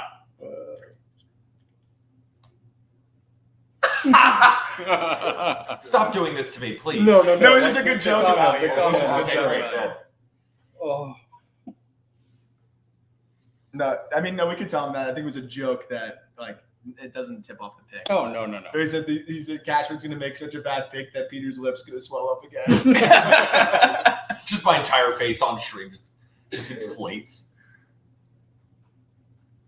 I agree, Tyler. Words don't mean anything anymore. Sigma. Words Yeah. don't That's a mean good point. They're dude. just So much sounds at the end of the language is day. so dumb. Age is a number. Words are just sounds. We're just going to start Okay. barking at each other in a couple Okay, years. we're ready. We're ready. We're ready. Let's go. What's after Gen Let's Z? go. Gen Alpha. Oh, God. With the 26th Makes pick sense. in the MLB Draft, the Yankees select. Come on, baby. Slade Caldwell. Give him to me. Not Tommy White. He's not saying words. Ben Hess. Ah! Ben Hess out of Alabama. I've seen a pitch. I like him. I mean, I'm not. That could be I mean, worse. So You gotta I watched. cut it I don't hate it. I don't hate it at all. I'm into this pick. I I watched. mean, I'm not in love, but I'm into it. I watched I extra get Ben behind Hess it. today in Yeah. the event that he might be a top 30 guy, and then I didn't make him a top 30 guy for us. But Ben Hess won me a bet this year on Alabama. Shout Okay. out Ben Hess. okay, he's a high probability at least like high probability big leaguer in the respect that he could, at the worst, will be a good reliever. But I think the Yankees have been so good at developing pitchers, dude. Yeah. They're going to put him – he's not going to throw this year, I bet. Yeah. He's going to go straight into that, like, developmental program. Yep. And he's got a unique fastball and Big body, too, spin for a it. pitcher, 6'5", 250. I couldn't get upset about a Yankees arm until after he does their developmental program, and then you Yeah. see him after. They are money with it at this point, Yeah. man. Like, Yeah, I can't I hate don't mind that this pick. pick at I all. can't hate that pick. I am. It is interesting. I wonder if they If gave they save Brecht, money. I wonder if they gave Brecht any thought. I know. I do wonder. Maybe they Yeah. felt like they couldn't develop Brecht the same way. And Like, it's not like yeah. I mean, they're going through stats here at Alabama, like school record in strikeouts, like fifth fewest among 6'5", SSR and 255. hits. Yeah, Oh, you know where Brecht is going? he's a good pitcher. Brecht is going to be a Dana Brown pick. Oh, He's totally going to be an asset. All right, now I can read. This 5.80 ERA in college baseball doesn't matter to me. Peter's a Brewers fan. You have to at least wait, Peter. You at least Hold on. doesn't matter to me. ERA Why would in ERA college matter to me? baseball. No, ERA doesn't matter. Why does ERA not matter, Peter? It Not shouldn't when matter too because much. it doesn't fit No. my narrative. That's why. Bryce Miller, check his ERA out. No, it wasn't great. I think it was 5. So who's making fun of me? Yankees first time taking on in the first round since Clark Schmidt in 17. Fact. No. No, It's- it's not. It's who they go? They went Jones. They went Lombard. They went. Actually, it might be Schmidt. Here, let me scatter plot Ben Hess and tell you who in the big leagues his fastball compares be to. Schmidt. It might be right. We were getting like Anthony Siegler and shit. Like I think it might. Trey be I think Sweeney. he is right. It was Yeah, Schmidt in Trey 17. Sweeney. Another It was Schmidt in 17, right? Yeah. So I think, Matt Blake can't work wonders anymore. Disagree. what, dude? They're literally, Baby staff has all gone to shit, man. dude. What? Drew Thorpe? Like, they literally turned Drew Thorpe into what he Yeah. is. I mean, Hayden Wesneski, they did that. Scott Efros got activated. Scott Efros, they did that. We Whoa. DFA'd Cody Morris, the guy we traded for. Oh, I like this fastball, Pete. Hear that? Arm likes his fastball. I like this Suck it, fastball. haters. Arm likes the fastball. What do you got to say about that, huh? What do you got to say, you damn hater? Arm likes the fastball. Let me see this. 80, great attitude. Couldn't agree more. His fastball most similarly. Words in college ERA don't matter. Correct. His fastball most similarly compares to Jacob DeGrom. Jeff Hoffman. Okay. Jeff, What do you have to say about that? Jeff Hoffman has a 197 batting average against on his heater. Anything to say now? And it's almost like it's in its own area on the scatter plot. Like it's by itself over there, besides Jeff Hoffman. So, I mean, Line just goes reliever. LMAO. he could be a reliever. I can't lie, but Does he have facial hair? Yeah, he's got to shave that. Except four-seam fastballs are on the way He out. does not. Peter. He does not have facial hair. He has long hair.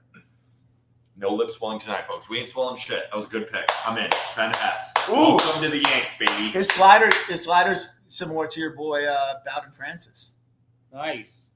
All right, so we got a Jeff Hoffman, Bowden Francis clone. Hybrid, yeah. I don't know how that works. Curveball's got some Colton Brewer in it. Oh, nice. You're in a good spot. What? Jeff Hoffman, Bowden Francis, Colton Brewer. All right, so we got some work. No, to do. We got some work to do. I do think that fastball's going to play. The floor is high. What do the Phillies take here? Any idea? I had Sloan. They love their prepsters. Ben Hess, I do like. I'm in. I'm in on the pick. Payne doesn't know who it is.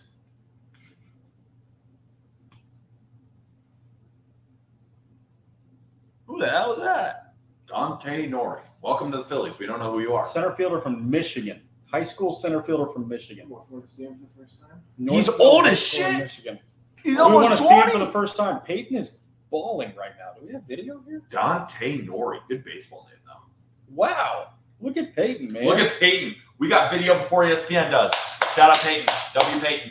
Look at this swing. Hate this pick from Philly. Look at his legs. Look at his quads. Crutch, tell me more. Whoa, How come? holy barrel turn. I'm kind of in. Those legs are sick. I mean, great swing. I'm kind of in. Michigan mentioned. He's built like Ben Bilotti. Yeah, he is built like Ben Bilotti. I mean, this is a gorgeous swing. Dude, look at those legs. Quadzilla. That's Dude, insane. looks like Strider at the plate. He's got to get blown up on high fastballs, though. No way. That's a crazy barrel turn. But it might work. I don't know anything about this guy. I'm sorry, Phillies fans. We try our best to know everybody. Great We don't know approach. who this guy is. Great approach. Great approach. Draws walks. Good Okay. feel for the zone. He's tiny. Generous 5'9". Okay. That's a fun pick. All right, Phillies. We'll do some. Did you spill over there? I don't hate it. The Good crash Phillies course pick. guy. I just tuned in. We don't. Sorry, I'm gonna be honest with you. We don't know who that is. Yeah. Doesn't mean he's not good. Quick Just looks. means Quick that- looks were fun. Quick looks. I didn't hate it. Well, you probably thought maybe he's probably going the second round, but he went in the Yeah. first instead. Quick look wasn't bad. Phillies like him. ESPN didn't have video on him, but I love this. Farm system strength, role player depth, need, impact players. Role player depth. Again, want to give another shout out to Chinook Seedery. These are the best sunflower seeds on the market, and I'm not just saying that because they're the sponsor. I have been filling my fat face with them all day. Cup. They're so good, so good. This got to be Brecht. I agree. Or Dakota Jordan. It has to But be they were Brecht. tied to bats. Tommy White. Tommy White. No, this has to be Brody Brecht, man. We're with you for 3 more picks. Houston, Arizona, Texas. What pick is the Marlins comp pick? I want to watch them go underslot twice in a row. The Marlins underslot their next pick too. They just don't use. We the got pool. some guy in the They just don't use the pool. Yeah. Does it carry over to next year? Miami. Oh my Who- god! They who'd don't you have a mock? Compe pick, right? Who'd They have a you comp mock to pick, the they have a comp Astros? pick. To the Astros, I thought I had Walker Janik last time. Oh wait, that's the wrong one. You think the Walker Astros swing? Janik, You think yeah. the Astros swing for the fences with Brecht? Yes. I thought they'd go bat, but I also I didn't can think see Brett that. would be there. Aram, I think you nailed it. That'd be lit. That's from the chat. No way. So who did you have again? Who's out here? Who did you have in your mock? Janik.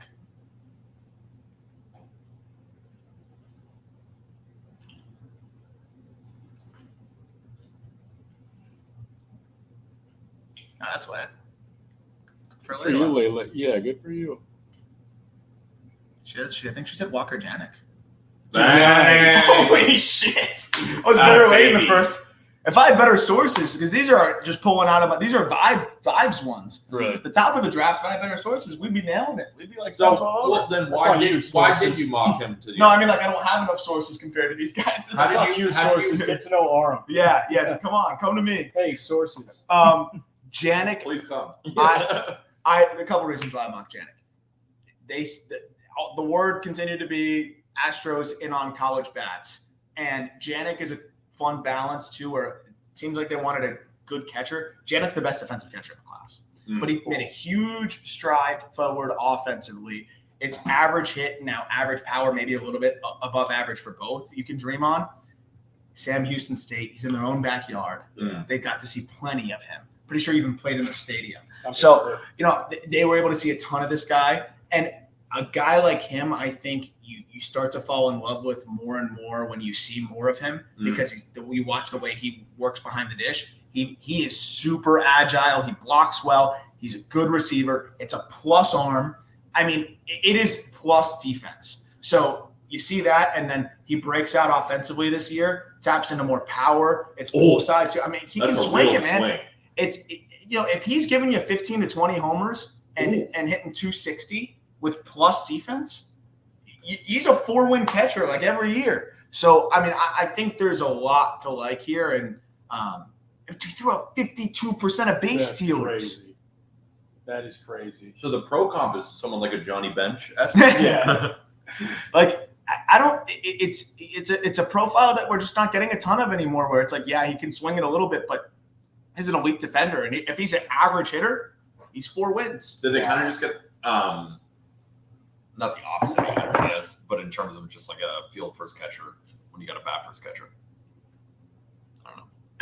It's fun though too. Like usually it's like, oh, like what's the defense going to be? Like, is it going to be good at all? Like, flip it on its head now. Defense is already great. What's the offense going to be? It's pretty good. Yeah, Also, Walker Janik, third Sam Houston State player taken in the first round. Glenn Wilson in 1980. Who's the other? Wait, yeah. Sorry. Third Sam Houston State player taken in the first round. Colton Cowser. Cowser. Yeah. Also, Hayden Wesneski, Sam Houston State. I didn't know that. Yeah, there were a couple guys, man. Wow, that's actually crazy to get that one. Ryan O'Hearn, Sam Houston State. Wow. So you know how, for everybody listening, I just brought it up. So when we were driving in from the airport, we were passing high schools. And Jack would look up, who are the alumni from these high schools? And I'm not saying that to make fun of them.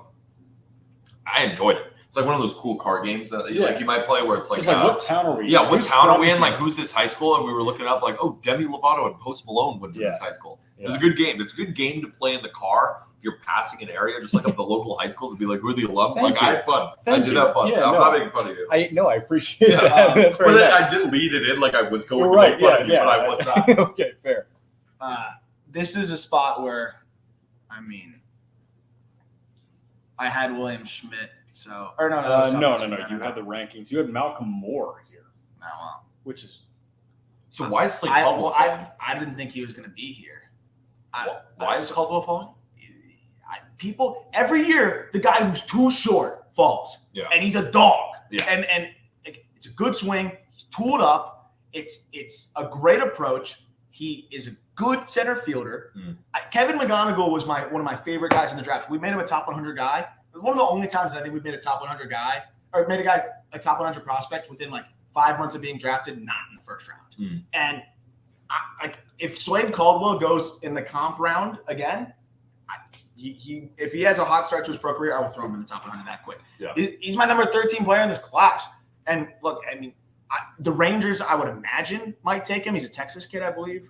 I'm trying to remember where exactly he's from. But, I mean, dude, I know he hasn't been playing well, but like you like Alec Thomas, you like Corbin Carroll, you'd love Slade Caldwell too. Yeah. Slade Caldwell is an Arkansas kid. He's committed to Ole Miss. Ooh. I mean, dude, it's not a tough commitment to get out. They love these types of players. Be honest about Ole Miss. You love these types of players. Now they need high-end starting pitching though. That's why they go Brett. Oh, just go Slade Caldwell, please. Top prospects, 2 big leaguers. So I'm seeing some questions in the chat, like from Michael. He's asking me, like, what do you guys think about Christian Moore to the Angels? So on tomorrow's Just Baseball show, Jack and I already recorded. It's about a 15-minute segment previewing the Home Run Derby. I would say, knowing Jack and Aram, it's going to be a very long episode about the first round of this draft. So that's tomorrow's episode, correct? Yeah. It's a first round recap plus a Home Run Derby preview. So a lot of like those questions that we've kind of already talked about when the picks were being made, all going to be answered on tomorrow's show, which again will be out. I mean, we're going to record after this. So in a matter of moments. Yeah. The Diamondbacks select Slade Caldwell. Slade Caldwell, D-backs. Great pick. Snakes alive. Great pick. Snakes alive, baby. Love that. Love. Love. He's got some quads on him, huh? Damn. Wow. Look at that sunset. Yeah, that was good. That's Nothing like an Arkansas sunset, man. I mean, this is a very compact human being. And explosive. This is muscle hamster. Just such a mechanically efficient swing. Yeah. So quick, so much force. It's plus bat speed. He flies. He plays a good center field, ridiculous feel for the strike zone. So he was playing in the area code games, and he played a couple other games where they scrimmaged some of the top college teams. I know they played like San Jacinto, and he's turning around like 93 in on the hands, shot the other way, like handling really advanced pitch. This draft party at the cage is like that's a Hall of Famer. Like we're gonna remember that as be like, remember when he had his draft party at a batting cage? Where were you when I'm already in love with this guy. I mean, if you're just Rapsodo video from Cage. Crazy. It's my favorite swing. I'm tweeting. It's my favorite high school swing. Wow. I'm tweeting that out. Can everybody go like it in chat? This guy, I'm telling you, it's Whoa. Kevin McGonigal if you turn the tools up. Really? Yes. I'd say a little bit less hit, more power, more Okay. speed. Got you. McGonigal's, Yeah, 70 McGonigal's- hit from being yeah. honest. But I think 60 hit. I will very confidently say he hits the ground running in pro ball. I will be picking up his Bowman Chromatos. I can already tell you that. Them having Caldwell and Tommy Troy, like those feel like very similar type players. Sound players right? for Yeah. sure. Tommy Troy probably had his draft party in the cage too. Easily. That's actually, no, I'm bought into How is Waldschmidt Yeah, still on the Kumar board? Rocker hit 99 2 weeks ago. Yeah. Slade Caldwell If- draft party. It's in the just cage. some narratives I'm you in. gotta buy I'm it. in. If the Kumar D-back, Rocker 99, we're in. if the D-backs get Waldschmidt too, they won the draft. In my Yeah, they opinion. pick at 31. Might have to hang on for We'll the stay. D-backs. Yeah, we'll stay on through 31. Or Orioles' second pick. Yeah, let's oh, say those up are to the 32. those are the two PPIs. Yeah, So let's Those we'll are the stay two on- PPI. We yeah, said yeah. we're going to do the two Because PPIs. then you got to record Then it's the fine. episode, right? So we just got to get to it. Where do the Rangers go here? They can do a lot This here. feels Brechty, does it not? We keep saying that though. Maybe. You think it's more of a fit?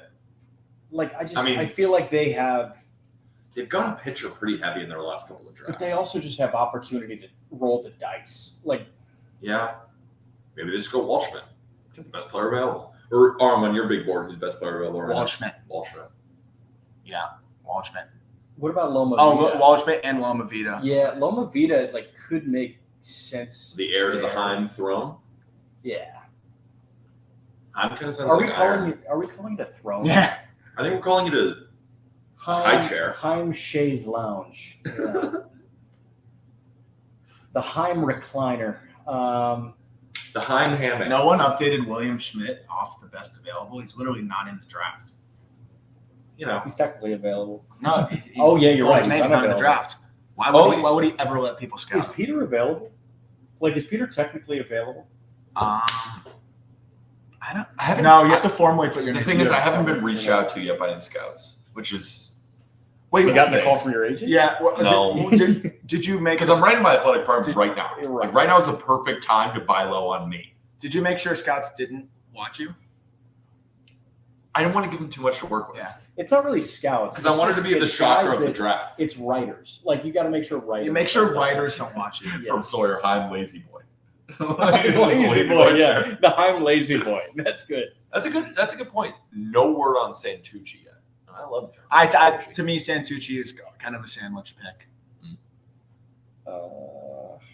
This guy looks like he's 15. Yeah, what? Who is this?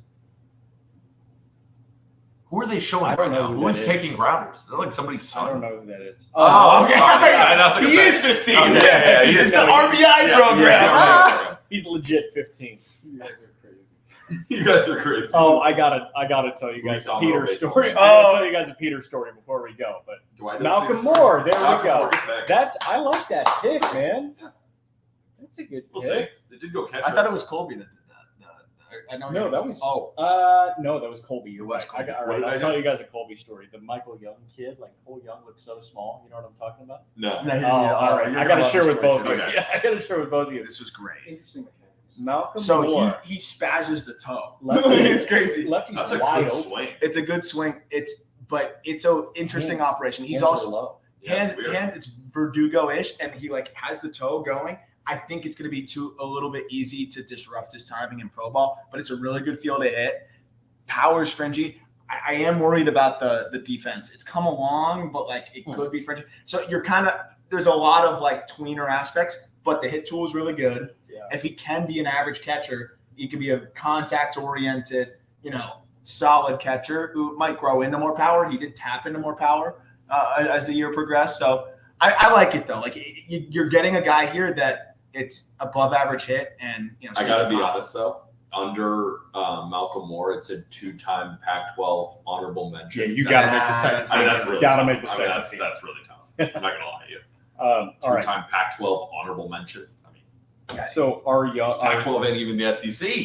How about this, man? Look at Peyton with the Malcolm Moore It's stuff. just showing. It's just classic Peyton. Just Look at that toe tap. It's Yeah, that is crazy. Crazy. But he's ready early and he makes a lot of contact. That's a good point from Spencer Scott. Hoffman is an all-star. Burleson having a great year. Gavin Williams at the top of the rotation for Cleveland. Carson Whisenhunt and Norby about to be up. Now you savage. ECU baseball on the rise. I agree. Such They a good develop. point. They Such develop a good point. awesome. They've had a lot I mean, there's of really a great baseball school that has happened. It's a shame that they lost their coach, right? Isn't it? Uh, Or no, they got him league? No. I'm the one I'm thinking of. Campbell. I'm thinking Campbell. Campbell lost their coach. Royals with the Italian Stallions and Pasquatch and Cags. Oh, that's Good. That's Wow. really good. That's Cags, I feel like is fake Italian. I don't see it. his Is name he- is Caglione. Caglione. But Vinny, I think, knows how to make. Yeah, like, Vinny. What is Because Jack? I think it's because Vinny is such an Italian Vinny name. knows It's how to- Jack. Yeah, but it's Jack JAC. That is Italian. That is pretty It's Italian. Jeffrey Caglione. Like I don't think Jeffrey Caglione knows how to make a lasagna. Also, that's kind of crazy that his Vinny knows how to make a initials- lasagna. His initials are Jack. Jeffrey Allen Caglione. That's why he goes That's why Jack. he's Jack. I hate that. I hate that. It's not even my name. Bad pick, Casey. Yeah, I'm with you. Pasquantino knows how to make a. He knows how to make a lasagna. Right. So Arizona could go Caldwell and Waldschmidt when the draft. Right? Yeah. There's no Caglione family recipe. There's a Volpe family recipe. I know that. Pay $12,500 to cook chicken parm with Anthony Volpe. I don't Uh, got $12,000 that I mean- want to drop to do that. I'd pay him to do that before I'd have him to teach me how to field a ground ball with 2 outs in the 9th, right? Yeah, but he's a little league. Dude, Senator. too soon. One mistake. All right. So this young story. High leverage defense, not great. Futures game. We're sitting there watching BP, and there's a kid wearing an American League jersey that has the last name Young on the back. And Colby Olson, our director of partnerships, taps me and goes, "I didn't realize how small Cole Young was." And I did like a triple take, and he was like, "How's he that small? Like playing?" And the kid turns around. It's Michael Young's like 12-year-old son. It's like, And Cole Young is small, so Cole Young is small, and I was just like, Who is that? and I was like, oh, it's Michael Young's To be kid. fair, we Yeah. kind of did the same thing with that RBI. Yeah. And we were like, whose son is this? I was like, well, that is funny though. Man, Cole Young would be punching air if he knew that. He was mistaken for For Michael like a Young's 12-year-old 12-year-old son. So from Anthony's asking, what are you guys' thoughts on the Marlins choosing PJ Morlando and with a team like the Royals? So again, guys, tomorrow morning, you're going to see the Just Baseball show come out like normal, like every weekday. Aram and Jack are doing a full recap of the first round. And we also have Jack and I, which did a home run derby preview. So a lot of these questions, they're going to go through it all on tomorrow's show, which should be out like after this first round, they're immediately going to record it. So all of those questions are going to be answered on tomorrow's show. So hopefully that's cool. I didn't like it. But we'll see. I can't fully answer it until I watch them, see what they do with the second pick. But this is not one of those drafts where it's like, oh, they could get. Yeah, like who's Although, that second pick that you maybe- love? Maybe they give Waldschmidt a bag. Yeah, maybe they gave Waldschmidt a back. And Waldschmidt's telling everybody, not coming. Not I need to go underachieve with the Marlins. I need to go under the G. I need to go leave talent on the table in Miami. Braylon Braylon Payne was a great. I have no idea who that is. Braylon Payne, yeah, I'm gonna be honest, I've never But there's heard of always a random Texas kid too. Yeah. 'Cause it's just crazy. that. These are so good. Cinnamon Toast. Chinook Cedary, they're so good.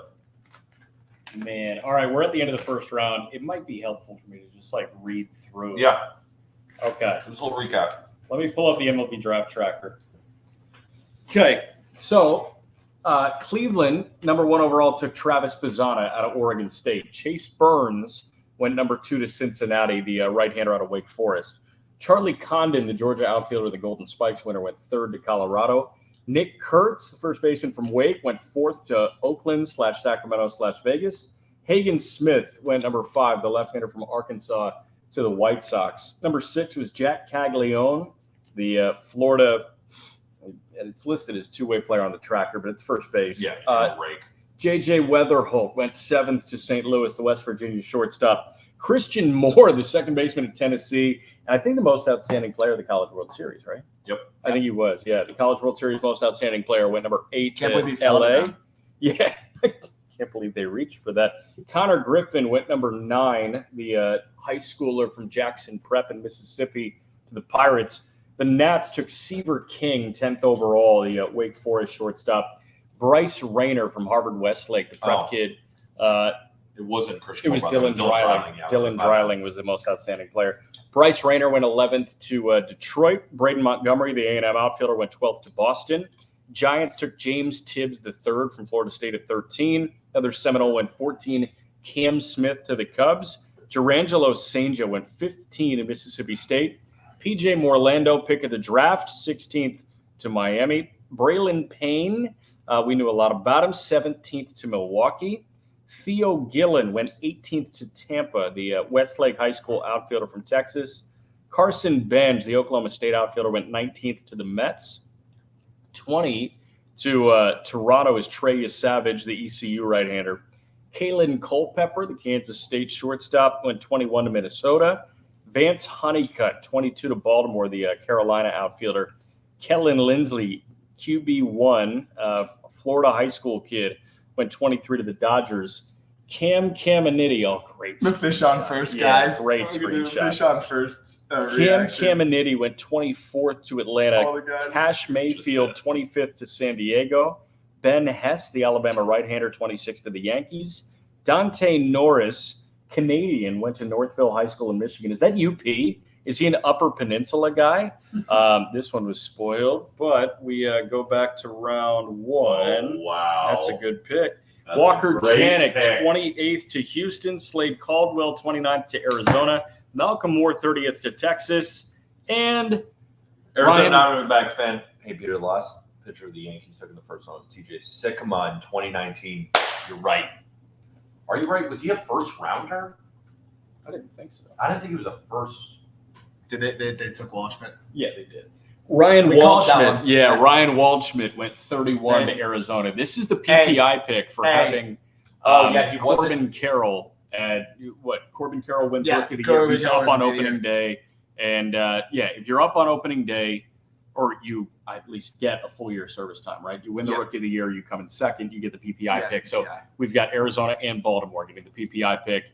This one for Corbin Carroll and Baltimore next for Gunnar Henderson. But Ryan Waldschmidt, the outfielder from Kentucky, 31 to Arizona. That was the pick that won the Arizona Diamondbacks draft, correct? Yeah. So far, yeah. What a pick, D-backs.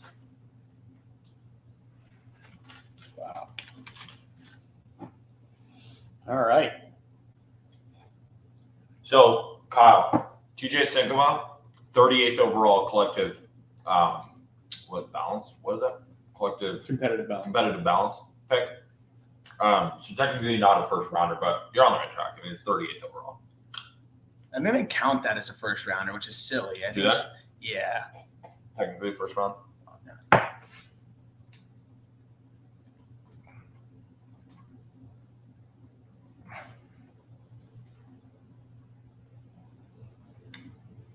Oh, they announced it in.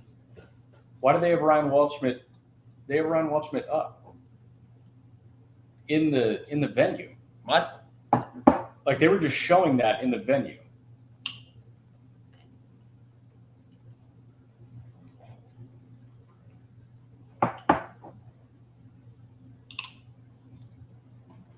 They're cutting it. That's it. All right, they're done. They're done. So we'll just wait till they come in on the next They're two. done. We'll wait till wait Waldschmidt for the just last- came in. yeah, We're waiting for Waldschmidt's one in. more. Griffel Farrell, the Virginia that's- shortstop, went to Baltimore. Okay. It's That's fine. hit over High everything, floor. but he can play short and high floor. Yeah. I mean, they like stockpiling those types too. Listen, So, man, you get Honeycutt, no Farrell. yeah, literally opposites. Yeah, you're Literally the two furthest ends of the you're spectrum. getting Neapolitan ice cream there. So That is crazy. that's pretty all right. Okay, there you go. So the two PPI picks: Ryan Waldschmidt for Arizona, the Kentucky outfielder, and Griffel Farrell, the Virginia shortstop, went 32 to Baltimore. I think that's it, ain't it, fellas? I think I so. think that's it. I think Thank you to that's it. everyone that hung out with us. It was a ton of fun. By the way, we're doing a live auction on eBay live tomorrow. It was so much fun. We auctioned off a bunch of signed cards today from the draft class. Nolan Ryan. Yeah, and Nolan Ryan signed ball. All the proceeds go to 3 baseball-related charities. One most like personal to me, the Conants Clubhouse, but a bunch of really awesome causes there. Come hang out with us. It was a ton of fun, and we're auctioning off some cool stuff there. So it was 4 o'clock. 4 o'clock Central. 5 Eastern. But yeah, check out the Just Baseball show tomorrow. Yeah. Peter and Jack preview the Derby. We will talk about the first round and answer all of those questions that you have. Thank you again. Yeah. Guys. And again, one more huge thank you to Chinook Seedery for being the presenting sponsor Yeah. of this live show. They're so good. I'm telling you, Like, try it. snack So time good. was elite during this, and my hat. I love it. Thank you guys. I appreciate that. All right. I think that's it. I think that's it. Okay. Other than check out the Just Baseball show this morning. And if you've been watching this on YouTube and you haven't subscribed yet, I mean, what do we do? Just hit the subscribe button. We got videos coming out every single day. We do more of the streams too. Hit that subscribe button. Hopefully everybody enjoyed. We appreciate you all. And with that, thank you, everybody.